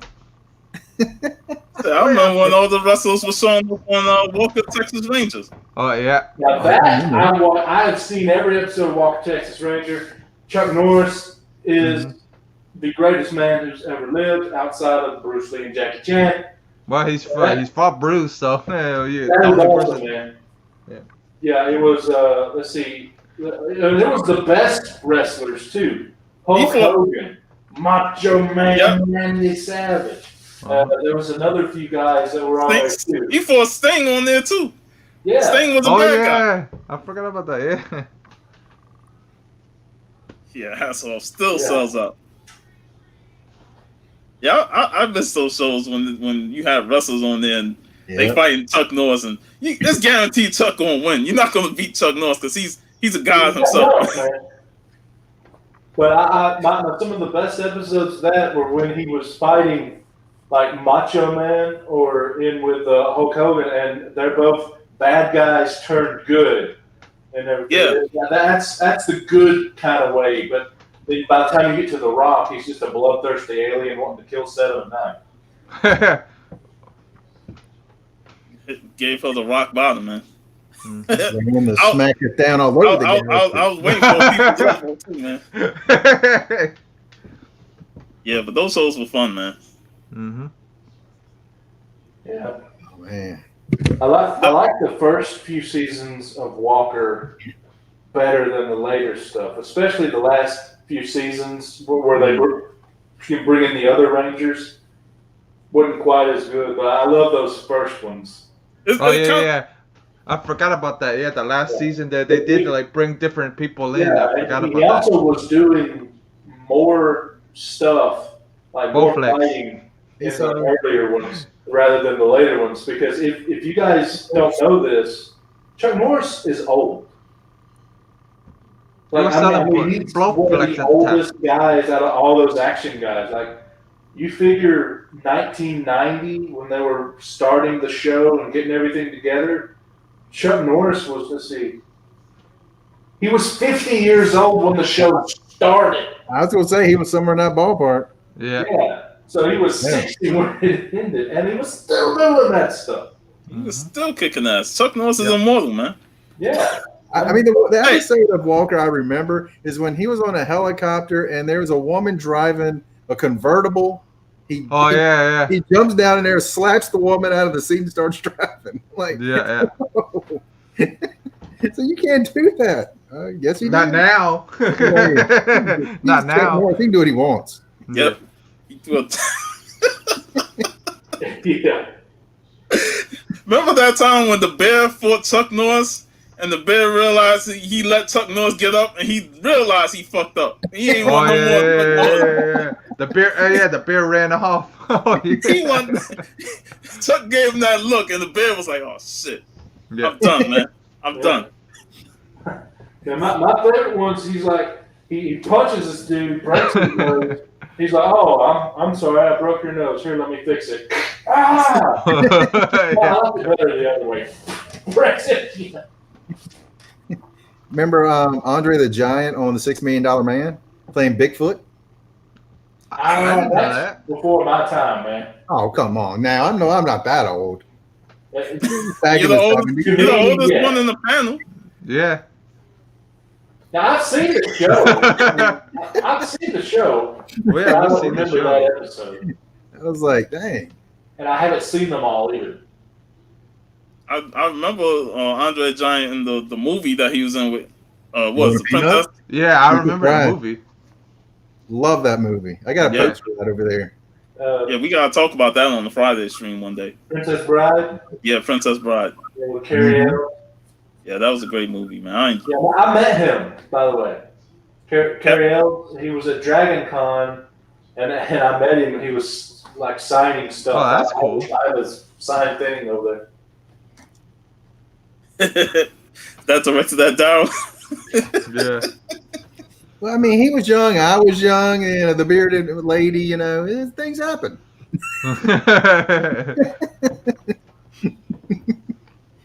I remember when somebody shared a video of Andre the Giant, like Russ fighting in the gi, like against martial arts. Really? He kicked one dude's ass, and then he fought another guy, and it was a competitive battle. And this was Andre when he was slimmer. This has got to be the '60s. He was tall but much slimmer. Yeah. And Andre was moving around like a speedster. Yeah. But yet, the other guy was more experienced in the kung fu area, so he was able to take Andre down, put him in an arm lock. I'm like, what the fuck? I need to find that video. Yeah, he got really big in the late 70s is when he started really getting like fatter. But in the early 70s, he was lean. He could move well. It's like, golly. Yeah, that's before he moved to the U.S. and before he worked with WWE at the time. Well, I mean, back then they said, gosh, the amount that he could drink. Yeah, was but really insane. dude, just looking at a normal beer in his hand Yeah. was freaking not even like probably about like that. Yeah, he was like, go in and get me 2 cases of beer. Yeah, And he would drink 2 cases of beer on from one town to another. I think Hogan said he ended up drunk in the tub one time or some shit like that. He was like drunk as shit in the tub. Well, they said he couldn't sit on a toilet, so he would actually crap in a tub. Oh yeah, Sidekicks that's what it is a was. Fun-ass Yeah. movie. Sidekicks is a fun-ass movie, man. Yeah. I would hate to bunk with Andre, man, if I was Hogan or any of them, because you would be sleeping and he would be drunk as shit and he would have to take a shit and he would have to take a shit in the shower or the tub or wherever it is. Yeah. That sucked. Yeah, isn't Sidekicks the one where Chuck Norris and the kid go into like a Western bar and they ask for milk? Yeah, I think so. I think so. It's Right. been a while since I remember like Joe Piscopo being ripped as fuck in that movie. Did the kid like ask for milk and they were all about to make fun of him? And Chuck Norris is like, "I'll have a milk too," and everyone's like, Man, the thing that got me in that movie was when Chuck fought Joe Piscopo, and he gave him that kick, and Piscopo rotated so many times. That shit was hilarious, the way his face looked. Man, I think I've seen every Chuck Norris movie. Oh, yeah. I remember the movie with Lou Gossett Jr., you know, where they got to the bar fight, and Lou was getting his ass whooped, so Chuck stepped in, and he just started kicking ass all the way. But Chuck is best as Walker, Texas Ranger, and Lone Wolf McQuade, which you could say is a prequel. And his other movies, they're fun, they're good, but they don't hold a candle to the early in the 80s Jackie Chan movies. Drunken Master. Especially when he's fighting Benny the Jet. Oh, man, Benny the Jet. I loved him and Sammo Hung in those 80s movies. Oh, yeah. Classics, man. But Sammo didn't get as big as he did, as Jackie did over here, though. Because Sammo had his own TV series. Yeah, it was martial law. Yeah. It only lasted like 2 seasons. They even introduced him through Walker, Texas. Yeah, I remember. Yeah. But I missed that show. Martial law was pretty good. Mm-hmm. Yeah, well, I mean, it's freaking Sammo. There was a interviewing on the Walker, Texas Ranger where they're introducing Sammo. And they were interviewing Sammo and Chuck. And Chuck made the statements like, well, he can do a lot more because he's been doing all this since he was like 4 or 5 years old in China. Chuck started in martial arts in like 1965, 67, somewhere around there. He was an adult already when he got into it. But Sammo, Jackie, all those guys, they started at like age 5. Dude, they got beat if they didn't do it the right way back then, man. So it's like it wasn't easy. No, the funniest the funniest one was what was it? That's everybody got pissed over there in China when he played Sammo played villains because he's never played villains before and when the Killzone one where he plays the mobster boss or whatever. I think it's Killzone or one of those. You gotta give him credit for trying something different. You know, he's been a lovable good guy for most of his career, so he wanted to do something different. Dude, but he made a good bad guy though on that one.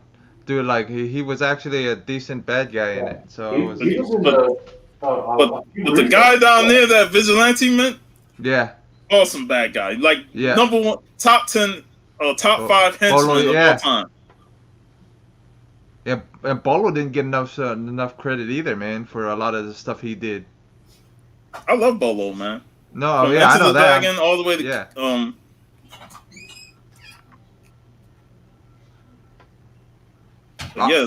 those guys were awesome. You know, Bolo's kid, I think Bolo's son or Bolo's grandson, something like that. Bolo's son. I think it's the son. He looked just like him. He was ripped. Remind me who Bolo is. I think I know. The name's familiar. From Enter the Dragon, where he fought John Saxon, and he also fought Jean-Claude Van Damme and multiple. Bloodsport. John Bloodsport and Double Impact. The guy that takes the white guy's T-shirt and makes it into his headband. Oh He was a big stout dude. Yeah. Plus he took on Brandon Lee in one of Brandon Lee's early movies. Yeah. He mentioned Remo Williams. I still got the original Remo poster. Still in package, the original theater poster. That's cool. What's up, John? You got to find a frame that actually fits it. Yeah. But, man, I was going to say that Sammo has still been – he's like Jackie, still making movies. He was in something called Wushu Master that came out. Dude, but they've been – he was also in one of the Yip Man movies, too. Yeah, but I noticed these 3 – Hitman 2. Yeah, the second Hitman. These 3 guys are doing, like, a lot of old school Asian movies now. Like IP Man, like old school martial arts, old school. They're not even trying doing the new school stuff because all the new school guys are trying to come up.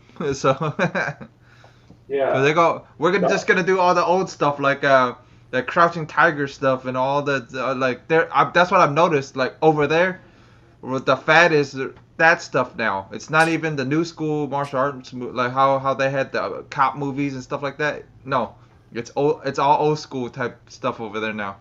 I gotta say, some of my favorite martial arts stuff though is I mean, you gotta love Jackie Chan, you gotta love Chuck Norris, but the favorite ones of mine now are movies like Ong Bak, The Protector, all those with Tony Jaa. And he did. The funny thing was, he did an interview. He goes, "I didn't know it was wire work, so I trained to do it like that for real." I mean, the stuff he did in those were amazing.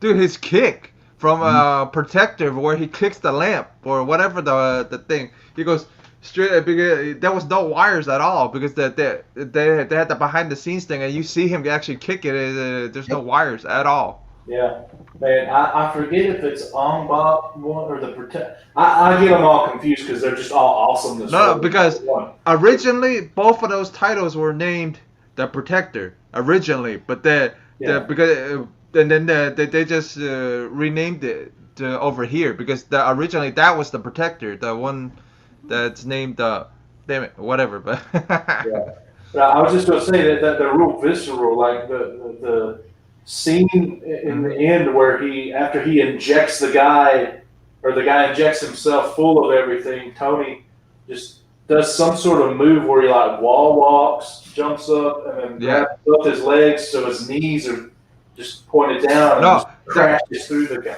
Yeah, but it was because he had the elephant tusk on his arms or something like that. I don't remember. I think his legs or his arms, one of those. Because I remember he had elephant tusks and stuff. Yeah, I'm thinking of a different movie scene where he's fighting the guy and the Buddha. Oh yeah. The guy Buddha. That's the Protector then. That's the Protector. Yeah, and he does his legs back. Yeah. That's the Protector. Yeah, the one where he uses like the elephant tusk is pretty cool too, though. Yeah. But that one, dude, there was so many sequels on that one. That's not the Protector. That's the Umbak 1, Umbak 2. Like I think it's 1. I'm not sure, but one of the best scenes is the intro scenes where he is fighting, and everyone's like, "Oh, it's a big bear," and they're all scared and everything, or whoever it is, and then Tony comes in and just one move with his knee. Because he needed to make money to eat or whatever, and then they go, "Oh yeah, this guy's the toughest guy in here." Tony just walks in and goes, "Oh." And it's hilarious where then he fights Mad Dog in the same arena, and that's the funniest fight scene ever. All Mad Dog is dude that throws crap at him. That's all he does. Yeah, that's all he did. No, the funniest one is where he's running away from the gangsters and stuff, and he's jumping through stuff, and he's actually jumping through. Yeah, what was it? The barbed wire. Yeah, the barbed wire. Yeah. And then the guy that comes up behind him, he's like trying to do everything that Tony just did, and he can't quite make it. He like rips his pants off. Man, some of my earliest movies I remember watching of Kung Fu was like the Shaw Brother films. The 36 Chambers and the White Lotus and stuff. Like those Shaw Brothers, especially in the 70s, was just amazing films. I still watch some of them when they do marathons of the Shaw Brother movies. Back in my day, we had Kung Fu Theater. Came on every Saturday on USA. Yep. I remember that. We used to love watching those back in the day. I remember watching the Cripple Avengers one time, and I was like, "Yo, these guys are one was blind, handicapped, all of them." And the guy who lost both of his legs got replaced with metal legs, like strong metal legs. And I remember the scene where the dude was fighting 3 of them. And, he had this strong chest, like, "Go ahead, give me a shot." They all giving him shots, and he's no selling them. He's impervious to pain. So the dude with metal legs comes in. He like, "Give me a shot." Bro kicked him so hard in the chest. he was in pain, man. That shit was hilarious, man. Great. So what's your favorite martial art movie overall? Do you have one? I never really put up together a list, but I can tell you mine right now. It's got to be overall best one.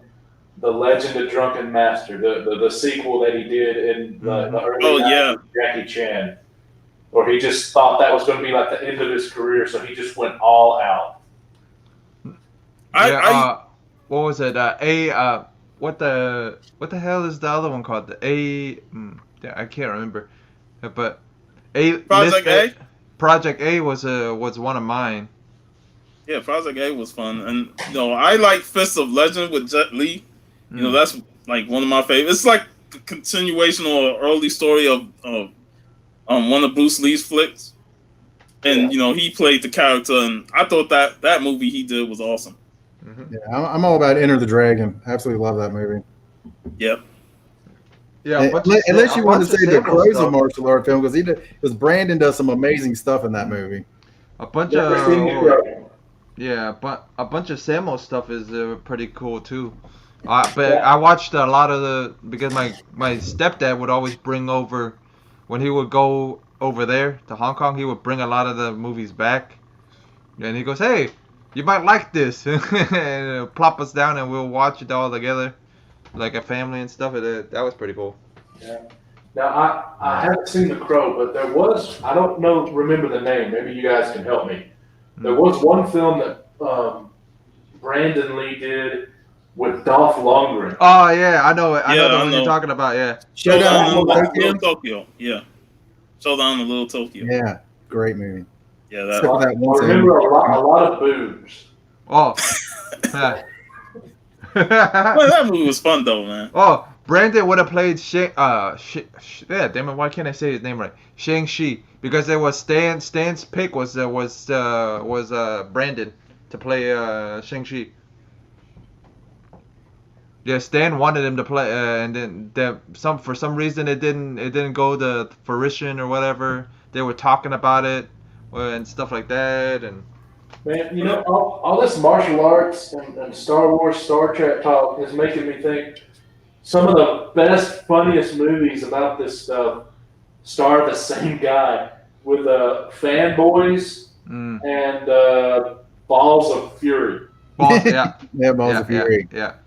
And then Kung Fu Hustle, Shaolin Soccer, and all those were pretty good too. In Balls of Fury, the old guy that's like the daughter's training the fat dude, and then the older guy, the Chinese guy, isn't he the same guy from Big Trouble in Little China? Yeah, he's pointing. I can't see the picture, so I'm here. Yeah, so they're the same guy, right? Yeah, same guy. See? Yeah. Same dude. Love that movie. Mm-hmm. I even got the comic book signed. It's a 9/8 in English. It says James Hahn on both.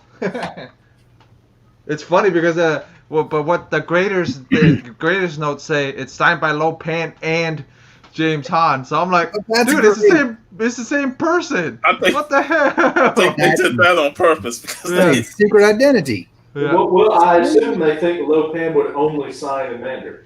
Yeah, it made me laugh so hard too because I'm looking at it. I'm like, it's signed by James, but why is it saying? I'm like, okay. Signed by Lo Pan. Yeah. Lo Pan.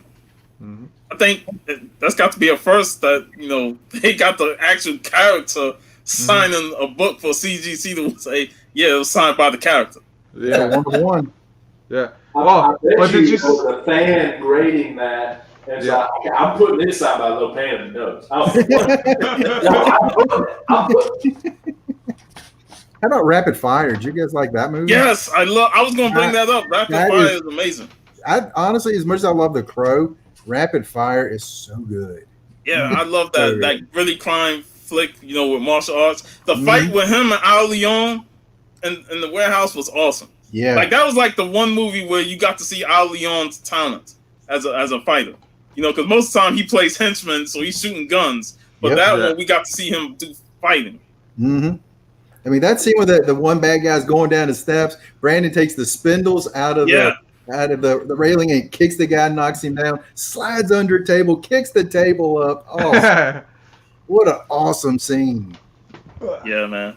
So when you guys think of action like today, the type of stuff we get now, I can't stand the shaky cams.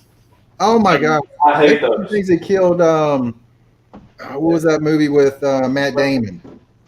Oh, the Bourne movies. Yeah, the second one in particular. That was brutal. I almost got nauseous trying to watch it. Yeah, it's hard to endure a fight when the camera's all over the But place. when you watch the behind the scenes, they're not actually going at it pretty good. I mean, it's actually good work, but you can't see because of the camera. Yeah. Yeah, it's like if you focus on just maybe 2 cameras at the most and just show them fighting, it would have been a much better fight scene. But because the camera's all over the place and it's shaking, you can't really focus. And Yeah, they were saying they wanted to. shaking that bad. What that says to me is they don't have the money, the budget, or the ability to make them fight. I think what they were trying to do is make you feel like you were in the fight, and it didn't work at all. No, you feel like you were in the fight. You want to throw up in your head. I've trained a lot of martial arts and had a few fights. I've never felt that way. Yeah. I felt that way before the fight, mind you. Maybe after, but not during. Yeah. But yeah, man, that. Which you got it? Oh, I hate Oh, there it is. Mhm. Low pan. Yeah, so it's Man, up Jack on, Burton. on the very top it says it's signed by Lo Pan, but it's signed by James Hahn right here. And then I had he goes, "Oh, do you want me to sign it in Cantonese?" I go, "Yeah, sure." And then he signed. Hold on, right there. That is great. And then I had him sign the pop too. Yep. Yeah. See, I've got the pop. That's so awesome. I've got the issue 1 of Big Trouble in Little Yeah, I China. do too. But do you know it's James the Carpenter said it's written. yeah, Carpenter said he was asked in an interview, would you ever do a sequel? That's why he did that comic. That's the sequel right there. Really? Yeah. That I did not know. Yep.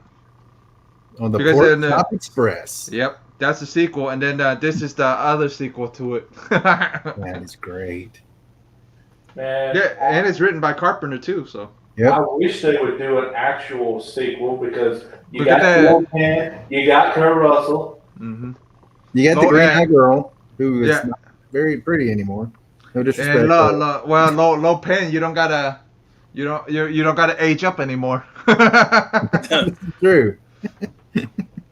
But yeah, before I got cut off, I was talking about the shaky cam thing. It really turns me off of modern fights and movies.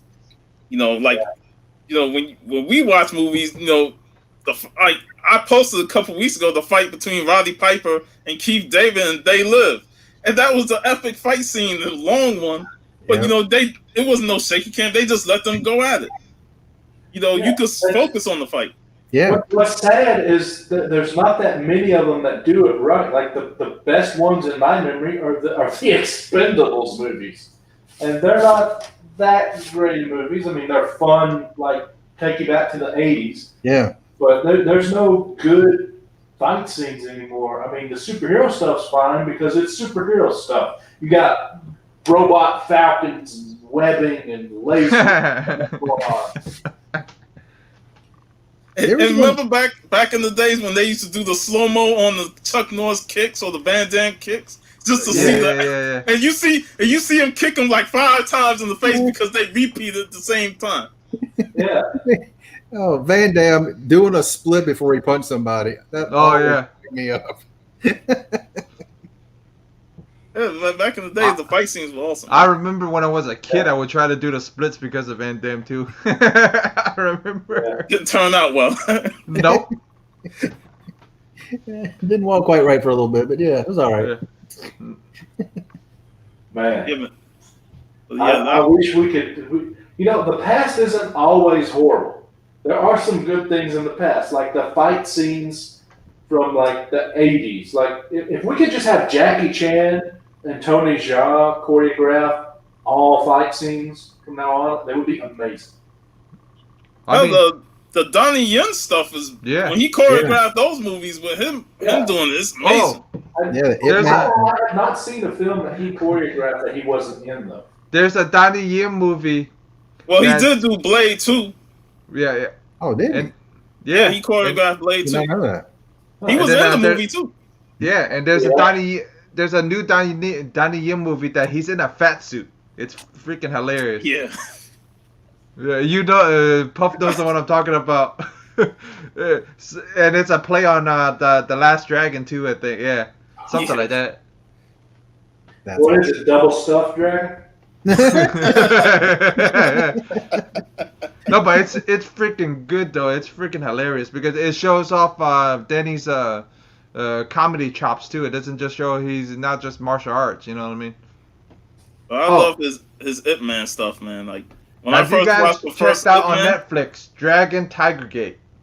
That's Danny Yim's first, like one of his first major movies. Mhm. Dragon Tiger Gate. That's a pretty good one. And that's a Cantonese that's pretty much a Chinese comic, a Hong Kong comic that was that everybody in Hong Kong grew up with, like how we grew up with Marvel, DC, and all that stuff. These guys grew up with that, and then they actually created a movie. Like a lot of people were like somewhat pissed off about certain things about it, but it was pretty much to the T. And the creator of that genre is in that movie.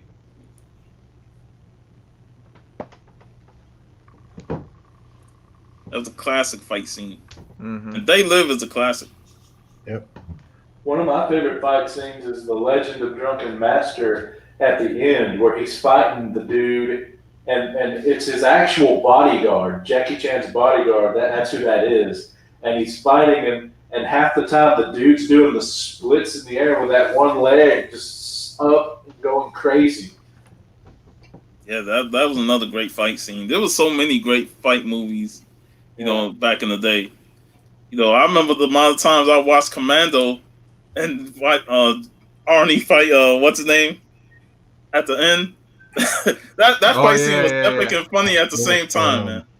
Dude, the dude got electrocuted and then it recharged him to keep beating up Arnie. I'm like, what the fuck? It's over the top nonsense, man. I love it. Yeah, that stuff was great. Remember, he holds the one dude over the canyon.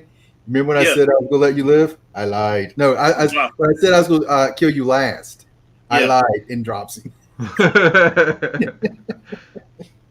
And then the famous line in Predator is when he sticks him with a big ass knife, he goes, "Stick around." Yes. Yeah. What's up, Cookie? But yeah. Oh, so much goodness. I'm actually gonna post one today. But remember when movies, you know, there's a bunch of movies out and they always have great chase scenes, specific vehicle chase scenes. You know, and I posted To Live and Die in LA, the chase scene in that, and movie that nobody really talks about, you know, with Collision Course with Pat Morita from Karate Kid and Jay Leno of all people. Oh yeah, I remember that movie. Yeah, it's a fun movie. You know, it's not. I wouldn't consider it a classic or nothing, but it's a fun '80s flick. But you know, it had me thinking about great vehicle chase scenes. I think of French Connection. You know, with Gene Hackman, that legendary scene. I think of Terminator 2. You know, with the Terminators chasing them at the end. You know, in the vehicles, and I think of The Matrix, the second movie on the highway. Yeah. That to me was one of the best. I loved it. Which one? Bullet. That was one I was going to mention too. Bullet. Yeah. Or the entire movie, Mad Max Fury Road. Yeah. Oh yeah. Yeah. My thing with Fury Road, I liked the movie, but I didn't like that the whole movie was a chase. I loved it, man. What are you talking about? I didn't like that the whole movie was a chase. Like, for me personally, Road Warrior is still my favorite movie out of all of them because I liked the build up to that epic chase. Man, Mac, damn, you trying to swat a fly or something? All day. Man, it's like a mosquito or something. Not today. Well, we need to get Will one of those electric ones, swatters.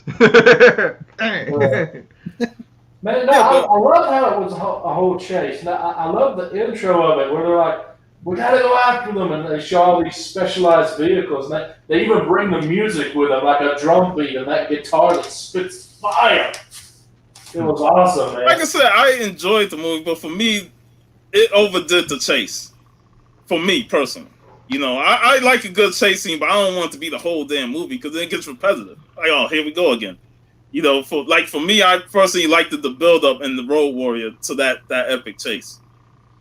I'm getting out of here before VV sends me that invite because it's almost 4. So, Yep. and it's gonna be How at about 5. you? So, 5. see you guys later. Yeah, I know. Yeah. So get stuff ready and stuff. We'll see you. See you later. Later, man. Looking forward to that. Close Yeah. up. Extreme close up. Well, yeah. Yeah. How about another movie that people don't talk about much? That was pretty much a chase movie. That was The Driver from the 70s. Remember that? Mm-hmm. The Walter Hill movie? I got like a faint memory of that. How about Rat Race? Rat Race was a good one. Cannonball a Run, remake. but it wasn't a chase. Yeah. What you say? Cannonball Run, but it wasn't a chase. Wait a minute. Smokey and the Bandit. Fun, Smokey and the Bandit with Jackie Gleason Yeah. and Burt Reynolds. Yeah, I liked that a lot. You will always be my little tick turd. What a He's bound down, but Oh man. Oh, the pod race. 25 minutes. Gosh, I did not realize it was that long. I didn't either. Wow. It's been a long time since I actually watched the I'm gonna have to Phantom. double check that. That sounds odd. 25 minutes just for the pod race? Yes. I don't remember it being that long. So I'll definitely have to check that. But I also didn't exactly sit there with a timer either. Exactly. Hey, how about the opening to Beverly Hills Cop with that truck? Where the police was I chasing. remember that opening. I remember the movie, but not the. All I remember. How you Go ahead. forget the opening when he had the truck full of cigarettes and the police was chasing the truck? All I remember is I actually remember the that. banana in the tailpipe. Come on, dude. Come on, man. That's a classic opening, man. Oh, and man. Balky being in the movie. Yeah, Balky. Bronson Pinchot? I think was his name. Yeah. Jackie Chan and Cannonball Run. Yep. Yeah. You know, Ray Stevens did the theme song to Cannonball Run. Really? Because when I hear Ray Stevens, I'm thinking about the old Yeah, school I'm pro wrestler, Ray the Crippler Stevens. No, I'm talking about the guy that did the Streak, Mississippi Squirrel Revival. Yeah, I know you're talking about. Yeah. By the way, the streak is absolutely hilarious. The video and stuff, hilarious. Oh, yeah. I did a reaction video to that with Kate from John's Comics with Kids. That Kate, Mm-hmm. and she thought it was fun. You know, funny enough, I have never got more thumbs down on a video than I did that one. People apparently thought it was just unheard of that I should let her watch something like that. And I'm like, it's like the most peachy thing ever. People are crazy, man. People will get a reason to be upset with anything nowadays. Yeah. But anyway, she thought it was funny. She enjoyed it. That's awesome, man. Just look at Any those more- Marvel books behind you. Go ahead. I'm just shocked that y'all don't remember the opening scene in Beverly Hills Cop, man. Like, Man, all I remember is him. Well, basically, anytime he talks, that's a good part, pretty much. It just pretty much anytime he says words, it's a great part. I don't remember the opening scene very well. man, you gonna have to I really remember him talking to the captain and telling him how they were great gentlemen. Oh, Super Cops. That's another great scene. These guys are super cops, man. They're not just regular cops. They're super cops. Yeah. The last action hero. And you see him do this, you're thinking out of frustration, then you realize he's laughing and he's trying. Yeah, The last action hero, they had a good chase scene at the beginning. Hey, that's where Al Leon took the ice cream to the skull. Yeah. And you got the Yeah. DC playing the whole time. Yeah. You guys ever see Death Race? Yeah, Yeah, that's another one. Now, which Death Race?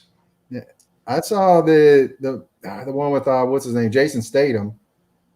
But Yeah, I also remember that one. saw one before that, but it's been a long time since I saw like an I'm earlier. talking about the original with like Sylvester Stallone, and you actually like see his dick in it. I haven't seen Now, that. see, And it's got gratuitous nudity for a reason that makes it doesn't make sense that it's there, but it is. But it's like the Death Race where they make these cars and they're racing across the country, like basically like the actual Death Race, but weirder and they're more cartoony looking, like the wacky races. It looks like, but deadly. It is a weird movie. I prefer the Jason Statham way of doing it. Yeah, that's the one I watched. That's one I Yeah, watched. And it's funny. I thought prepare yourself, but watch the original from the like '77 or something with Sylvester Stallone in it. That one. All right. I'll definitely check that out. Yeah, because I that gotta movie go back and watch the probably don't get much play considering that Stallone is in it. Yeah. Yeah, man, it's weird. Was that after Rocky 1? Before? Yeah, I think that was after Rocky 1 was 76. Yeah, well, I'm just saying 77, just so you can ballpark yeah, figure. the decade. I don't actually remember I'll look it up right now. Death Race. There was a TV show, and I think one of my friends said it was on Sci-Fi, where I think it might have been called Blood Race. Oh, no, it's 2005. That's the Stayham one then. Yeah. Oh, no.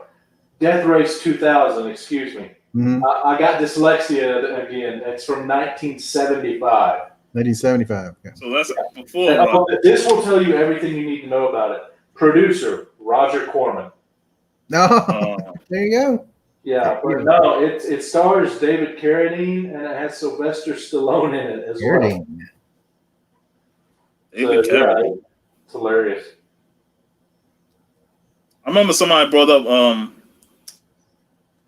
think it was John's Comments with Kids. He brought up Ronin with Robert De Niro and Jean Reno. That was another good one. Death Race 2000. I will go back and look that up. In the year 2000, distant future. The year 2000. Yeah. There's a TV show called, I think it's called Blood Race, where basically there was low fuel, so they actually had to kill people and use their blood as to drive the cars. I was like, that. I haven't heard that. It was on. I think it was on Sci-Fi not long ago. Well, my friend said, "Give it a watch." I watched one episode. I'm like, I'm done. But thanks. Now I do know the Death Race movies went after the Statham stuff. I think they changed people, and like most movies that aren't big budget but still kind of good, they bring in Danny Trejo, and he's in like there's 5 sequels or something crazy. It's crazy the amount of sequels that you didn't know that existed for some movies. Right? Yeah. It was a movie that I saw last week. I was like, wait, I didn't know there was this many sequels to it. Like The Crow has like what 4 sequels? I think 3 or 4. What's up, Bear Allen? Yeah, it's crazy. Let's see. I've only watched City of Angels. I'm like, I can't watch any more of these things. Yep. Born Identity has a great chase. Yeah. All right. Here we go. Death Race 2008. Death Race 2 2010.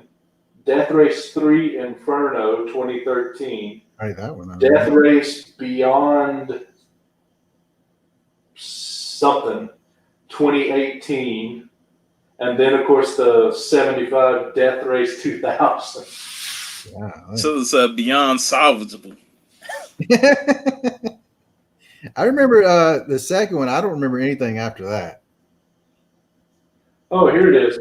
Yeah, Death Race 2000, 75, 1, 2, and 3 from the current series.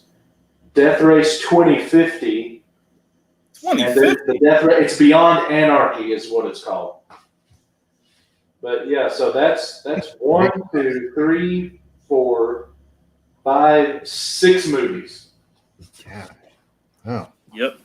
That's that straight to video market for the sequels. Mhm. That's like how many trolls are there? Or Leprechaun movies can you make? Oh yeah, Come on, Leprechaun Back to the Hood. Leprechaun into Hood. that was the best one. I They think did great. Trolls 2 is considered one of the worst movies ever made. Trolls 2, because it really doesn't have anything to do with trolls. So I watched it on. I think it was on Didn't Netflix. they go away from the first movie after that? Second one was so bad. Yeah. I mean, they had people that weren't even actors in it. It was awful.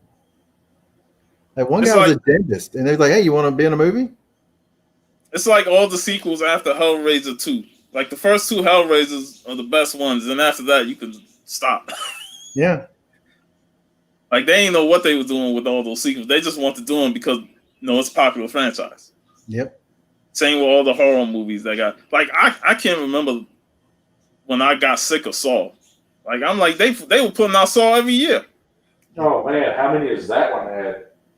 I think the second or the third one was the last one I was like that I thought was okay. Then after that, right downhill.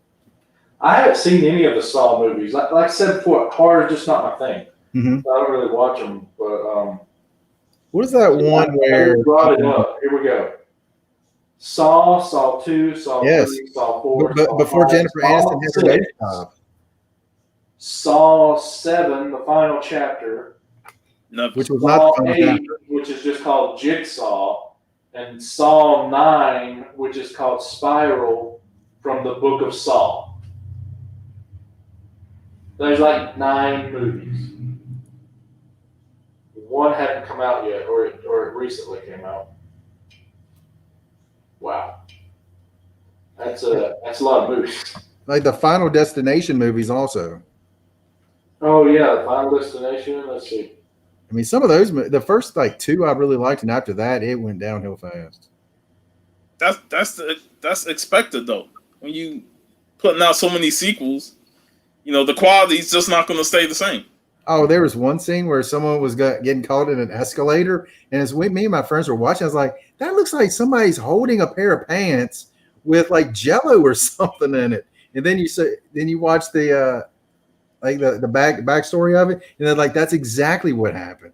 It looked horrible. I remember the destination with the gymnastic kill. That was brutal. Mm-hmm. Final Destination, Final Destination 2, Final Destination 3, The Final Destination, and Final Destination 5. I think Chester Bennington was in one of those from Lincoln Park, There are 5. I believe. 2000, 2003, 2006, 2009, and 2011. Oh, good. They were kind enough to stop. Like those paranormal activities, they need to quit that too. Let's see if they have. I'm pretty sure one come out last year. Okay, here is the film series. Films. We got Paranormal Activity, Paranormal Activity 2, Paranormal Activity 3, Paranormal Activity 4. They're very creative with the names. They are. Paranormal Activity, the marked ones. Paranormal Activity, the Ghost Dimension. So 4, 5, there's been 6 of those. 2015 was the last one. Oh, Nothing right now. wow. I thought there was one last year. There you go. They probably planning a reboot. They announced the 7th installment in June of 2019. It's going to be released in 2021, but There's it's your reboot. delayed to 2022. Wish they would stop, but they just Yeah. can't. They I just know. can't. It's like, okay, Hollywood, we get it, but move on. Did either? Like I feel like 3 is the max, and once you get past that, you should just come up with something new. Well, Friday the 13th, I guess the first it 4 depends on- movies were good. Then after that, it kind of went downhill. yeah. Well, I guess it would depend on the movie, because there are some movies like that are designed like Columbo. That kind of movie is designed to be, it's a one movie, and then then you go to the next movie. and it's good to have multiple ones, Mm-hmm. as long as you got the same actor. And the Jesse Stone, Tom Selleck's movies, they're all TV movies. It's Jesse Stone movies. They're a great series of movies. So it just depends really on the kind of movie. Like, if your movie's about the end of the world, well, you really should only be able to do that once. 2012. It did not end. Let's go to 2013. Well, maybe no, 2014. The Harry Potter 7 movies. That's a good run there. Yeah, but it also had a dedicated start. Yeah. And a dedicated stop. Yeah, I mean, I'm agreeing with what you were saying about if you had the same cast working together and it lasting well. And I think that whole thing went really well. And John mentions Mission Impossible. That's Yep. one series. James Bond. That's a series that you can even change the actor, but for the most part, people Mhm. like it. Keep it going. But yeah, Hollywood just needs to realize when you lose money, like not just a little bit, like a lot, maybe stop. Or if you have to do it direct to video, Yeah. maybe stop. And then it's like some movies, they are bad, but they keep making money. Yeah. Well, Like, it's I because feel like horror movies, for example, they're so cheap to make. Why not I make feel it, like I feel like 17? I can't stand the Fast and Furious series anymore, man. I It's am like- right there with you. It's like they've gone so far over the top now to the point where I can't even look at it and say, "Fuck!" They just jump 2 cars from one building to another, and these are high-rise buildings. Ain't no Yep. way in hell a man should survive that shit. Yeah. The fuck? Well, I think with that one, it's just to the point where the dude died, and then everyone went to see it for that, and then they went and saw the next one. Well, we'll give it a chance. So now they're making this, the one they're going to be releasing sometime now. And once it starts really losing money, they'll stop. But there's enough people that still go. Well, did Hobbs and Shaw make money? But that was the spinoff. I mean, for me, I don't count that one because it's such a spinoff. I actually want to see that. for me, they ended on 5 when they were the Rock's first one there, and they were on a runway, and I swear that runway went on for 45 minutes. Like, how long is this runway? It's like 50-mile long runway. What are Oh, you you doing? talking about with the plane? Yeah. Yeah, that shit was crazy. I'm like, yo, that's got to be the longest runway I've ever Yeah. seen in movies. Somebody And I thought the Die Hard 2 scene was like, yo, that's a long runway, But that one was top that. So somebody put a meme out, and it had the runway from Fast and Furious 5. It started in France, in Paris, and ended in Moscow. I was like, might not be too far off there. It's like, gosh, that was a long runway. It's like, just stop it right there. The third Die Hard has a great chase scene. Well, in a way, the first one's a chase. It's just not with cars. Yeah, it's not with cars. That's why I say the third one had the vehicle chases. Yeah, well, I mean, it's getting close to Christmas time after Thanksgiving, so everybody can start watching their Die Hard now. Yep. Yep. Christmas movie. But I gotta admit, that one probably should have ended. Probably needs to end now too. Well, they haven't done one since the 5th one because that was horrible. What was the last one called? Die Hard with Live, They should have even done that one. That but it was a good time to Die Hard. That was the 5th movie. and Yeah. Die Hard probably should have ended with maybe 3. The third one. 3. Yeah, the original. 3. was that with Samuel in the third one? Yeah. Now I will say that the Lethal Weapon movies, I enjoyed 1, 2, and I think I enjoyed all of them. But they did them and then they ended. I'm too old for this shit. Yeah, they finally got too old. And this stuff started- Yeah, time that actually got to old. When you sitting on a toilet, you have a bomb on a toilet. Yeah, I mean, all 4 Lethal Weapon movies were pretty fun. The first one is still the best one, without a doubt. And the third one, a lot of people kind of go over that one, like skip over it, because it didn't have a memorable villain. Yep. But it's still an enjoyable movie. Which one had Jet Li? Was that 3 or 4? That was the 4. That was 4. Yeah, that was one of his first movies, wasn't it? Yeah. First big American movie. Nice. He kicked so much ass in that. I like, yo, is Murtaugh and Riz getting their asses whooped? Like, damn. Even Jet Li, when he got stabbed, he's still kicking their ass. I'm like, what is this? You can't stop this man. Joe Pesci was in there. Oh gosh. Oh man, like it's funny watching him in Lethal Weapon and then watching him in Goodfellas. It's like it's a complete change of character. He's funny in one, and then he's serious and crazy in the other. Well, he can't play a dramatic role unless he's the bad guy or it's a comedy. Yep. Those are his only options: dramatic bad guy or comedy. But I actually haven't seen Goodfellas, and I want to. I've seen that scene where he's like, "What kind of funny?" Oh, that's classic. I remember that, but I haven't seen the movie. Now, I did see My Cousin Vinny. And that was a good movie, and I think that's the last movie with the really tall guy, Monsters. Oh yeah, Fred Gwynn. I think that's one of the last movies he was in, I think so. if not the last. Yeah, My Cousin Vinny is a great movie. Marissa Tomei, not ugly. Yeah, Marissa. Not ugly at all. No. At least not in that. My biological clock is ticking like this. I mean, you forget that the Karate Kid is in that movie, you know, because Joe Pesci and Marissa Tomei steal the movie. Mm-hmm. As they should. Yep. Yeah. And I like Fred Gwynn's judge, and he does a southern accent really well too. Yes. The two Utes. What's a Ute? Yeah. Yeah. Joe Pesci couldn't do a southern accent to save his life, I would bet you money. No. It'd be stupid to have him do one.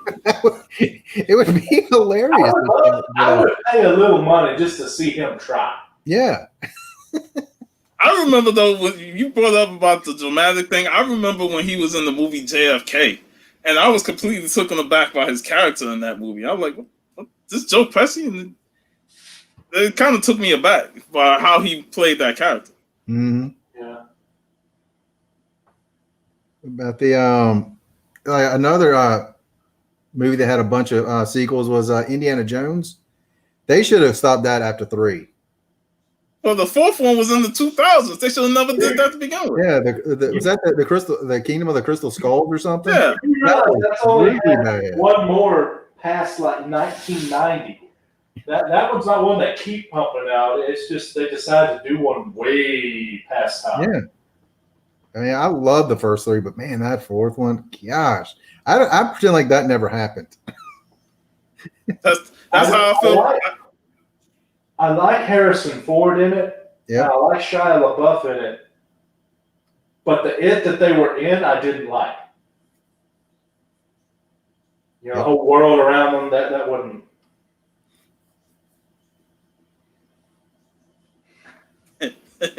No, it's like asking Brad Pitt to do a French accent, like Inglourious Basterds.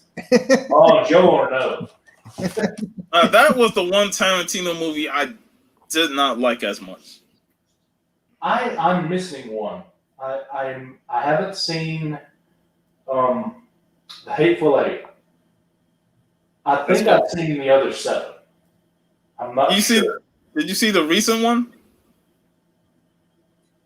He did one. What? I can't. The name's not coming to me, but I think Brad Pitt was in it, and it was like you saw a little part of the character of Bruce Lee was in it. It's a Hollywood movie. I still haven't watched that one yet. Yeah. I've seen that. That one was good. Yeah, I like that one. Yeah, I still gotta watch that one. That Hateful Eight is really good. Django I enjoyed. Inglourious Basterds was something about it. I could not, probably because of the subtitling. Oh, yeah, that's what it is. Once Upon a Time in Hollywood. Yeah. Yeah, I haven't seen that yet neither. But yeah, it's good. I heard a review on it, and to me, the reviewer didn't know what the crap they were talking about. If you're easily triggered, don't watch it, apparently. Yeah. But you know, it was a good movie, man. I do need to go back and watch Django again because when I first watched it, I did not like it at all. But everybody's like, "Man, it's really great. You need to go back and watch it." Like, all right, I'll give it I another. like the way you die, boy. That movie's great. I've got to go back and watch that. Yeah, Like the only- I haven't seen all his movies. Well, The Hateful Eight I already said, and then I haven't seen either one of the Kill Bills. Oh, Wow, you haven't seen the Kill Bills? I love the Kill Bill movies. I don't like Uma Thurman. She was okay as Poison Ivy, but just okay. I don't like her. She is very thin. Very. I don't really think of her as Poison Ivy much, so I'm not going to go based off of Poison Ivy. But you know, her career is like up and down for me. Like I just stay away personally. But I enjoyed the Kill Bill movies. One movie that I really like, even slightly better than Pulp Fiction, is Reservoir Dogs. Like his first movie. Yeah. I really love Reservoir Dogs. I will tell you that there are a couple people who I will watch, and they're women. They're both women. There are two women who I'll be willing to watch, even if it's a crappy movie, and that's Mila Jovovich and Chloe Grace Moretz. I don't care what it is. If you say one of them is in it, I'm like, okay, I'll give it a shot. I'm not much for Chloe, except for the Kick-Ass movies. I like those, but after that, not much for Chloe. Now, if you throw Kate Beckinsale in anything, sign me up. Sign me up. So how many times have you seen the Underworld movies? Oh gosh, very many times. I mean, they're really good movies. They're good popcorn action flicks. Yeah. Yeah, man. Hey, if you want to talk about something that has way too many Click is really good. What about the oh crap, the name just escaped. It's the ones with Mila Jovovich. Oh, Resident Evil. Resident Evil movies. Well, most of them are okay to watch, especially if you have not played the video game. I played the video game, so Well, then the first one was decent, but the sequels was it's like, let's just throw away the video game plot and come up with all this bullshit, and I'm like, whatever, man. If you haven't seen it or played the game, though, they're not the worst movies. They're entertaining crap. That's what I like to call them. Yeah. What was the video game that The Rock did? The movie. You know, now that was entertaining crap that I liked it. That was crap. It was entertaining crap. The last 10, 20 minutes was amazing. The best stuff ever. But everything before it is just, you know, a Doom. wet turd, you know, the desert, or, you know. I enjoyed the movie, and it was pretty much, it wasn't like the video game. It was pretty much like an Alien ripoff with corridors and dark passages and stuff. And the monsters looked really kind of lame compared to what you saw in the game. But it was enjoyable, mainly because I like The Rock. You know, I'm just gonna say I like The Rock, so I watched the movie because of The Rock. And I was shocked when he turned bad at the end. I'm like, what the fuck? Why you turn The Rock heel? That was pre-haircut. I mean, pre-bald Rock too. Yeah. Well, objectively, most people would agree that it's a very, very crap movie. Yeah. Until the last little bit where you go into first-person mode. That's cool. Everyone likes that part. Yeah. They should have just done the whole movie like that. Yeah, I will agree. There should have been more of that. See what Jeff's comment? Uma has a shark face. Her eyes are on the side of her head. Not the main reason I don't like Uma Thurman. I don't know. I just couldn't get into Inglourious Bastards. You know, I know it's a great movie. A lot of people talk about, but I just couldn't get into it. Yeah, I tried to watch it. What? You don't like the Bear Jew? There's only a few scenes in there I like, but I just can't sit through that movie. Yeah, it's basically a Jewish person's a revenge fantasy. Yeah. Basically, is what it is. I mean that's the part where they shot up Hitler. That was pretty entertaining. I was like, damn, they really lit his ass up. But as the movie as a whole, it wasn't for me. Yeah, I'm right there with you on that one too. Yeah, didn't really do much for me. But if other people like it, I'm willing to give it another shot. I would rather you give Django another watch than Glorious Bastards. Yeah, I'm definitely gonna give Django another shot. Did you read? I don't think you read the comic books, but I enjoyed the Django or Zorro crossover that Tarantino had a hand in writing. I remember that came out, and I was gonna get it, and then my shop sold out back when I had a shop. Yeah, I enjoyed that crossover, and I enjoyed the comic series Django. But yeah, Django was one of those movies. The only thing I didn't like was when he had that shootout at the end, and they played Tupac music and modern music. I was like, the fuck, that shit don't even fit the movie. You know, it just kind of threw me off. Like, why are you gonna throw that music in the movie? I don't know. What was that movie? With Seth MacFarlane. Was it 100 Ways to Die in the West? Dude, that movie is horrible. I thought it was really good, especially the end when Django shows up. I thought that was hilarious. I didn't like it, and he's trying way too hard for the laughs to me. To me, Seth MacFarlane, if it's not animation, he sucks at it. I laughed. I just didn't like it myself. But then again, I do have to eat a little crow because the Orville was all right, but it got canceled after the second season. I didn't realize it got canceled. Oh, man. I remember watching some episodes of the Orville and was indifferent about it. Like, I got the Star Trek spoof and all that, but it didn't really captivate me as much as I thought it would. I can totally see that. Yeah, but I mean, I enjoyed it. I thought it was funny and some good scenes to it. And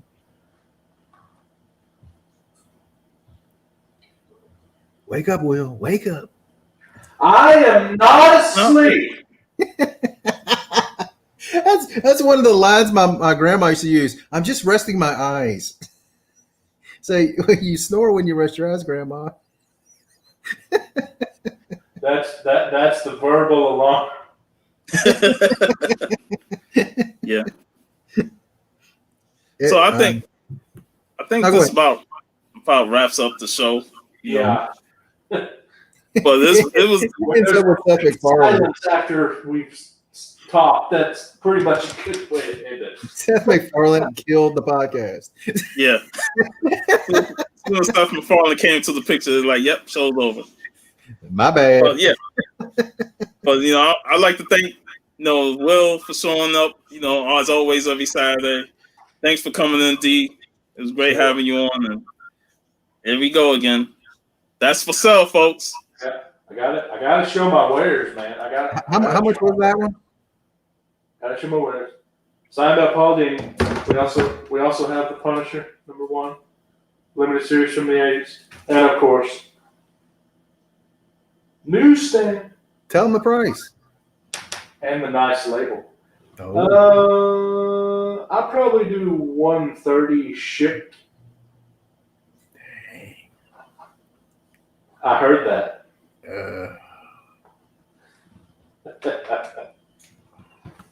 Of course, for you, it'd be 15 less because you already bought something. Oh my goodness.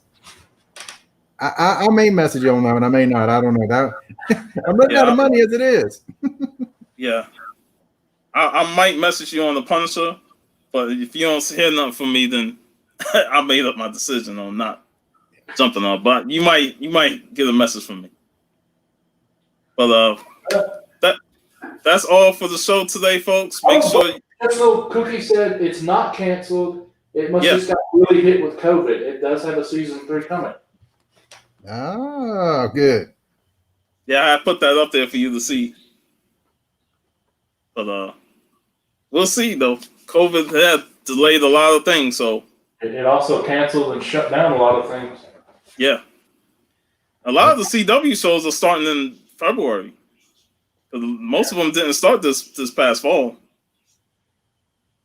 But anyway, that's all for today. Make sure y'all jump over to Varangian Vigilantes to see the interview with Sarah Frazetta. You know, him and Jeff are going to be interviewing her. Tune in tonight on the Comic Hall and Roundtable discussion where we're going to discuss about the new launch consoles that came out this past week. And as always, Big Will, Daryl, Sean here. See y'all next weekend, y'all.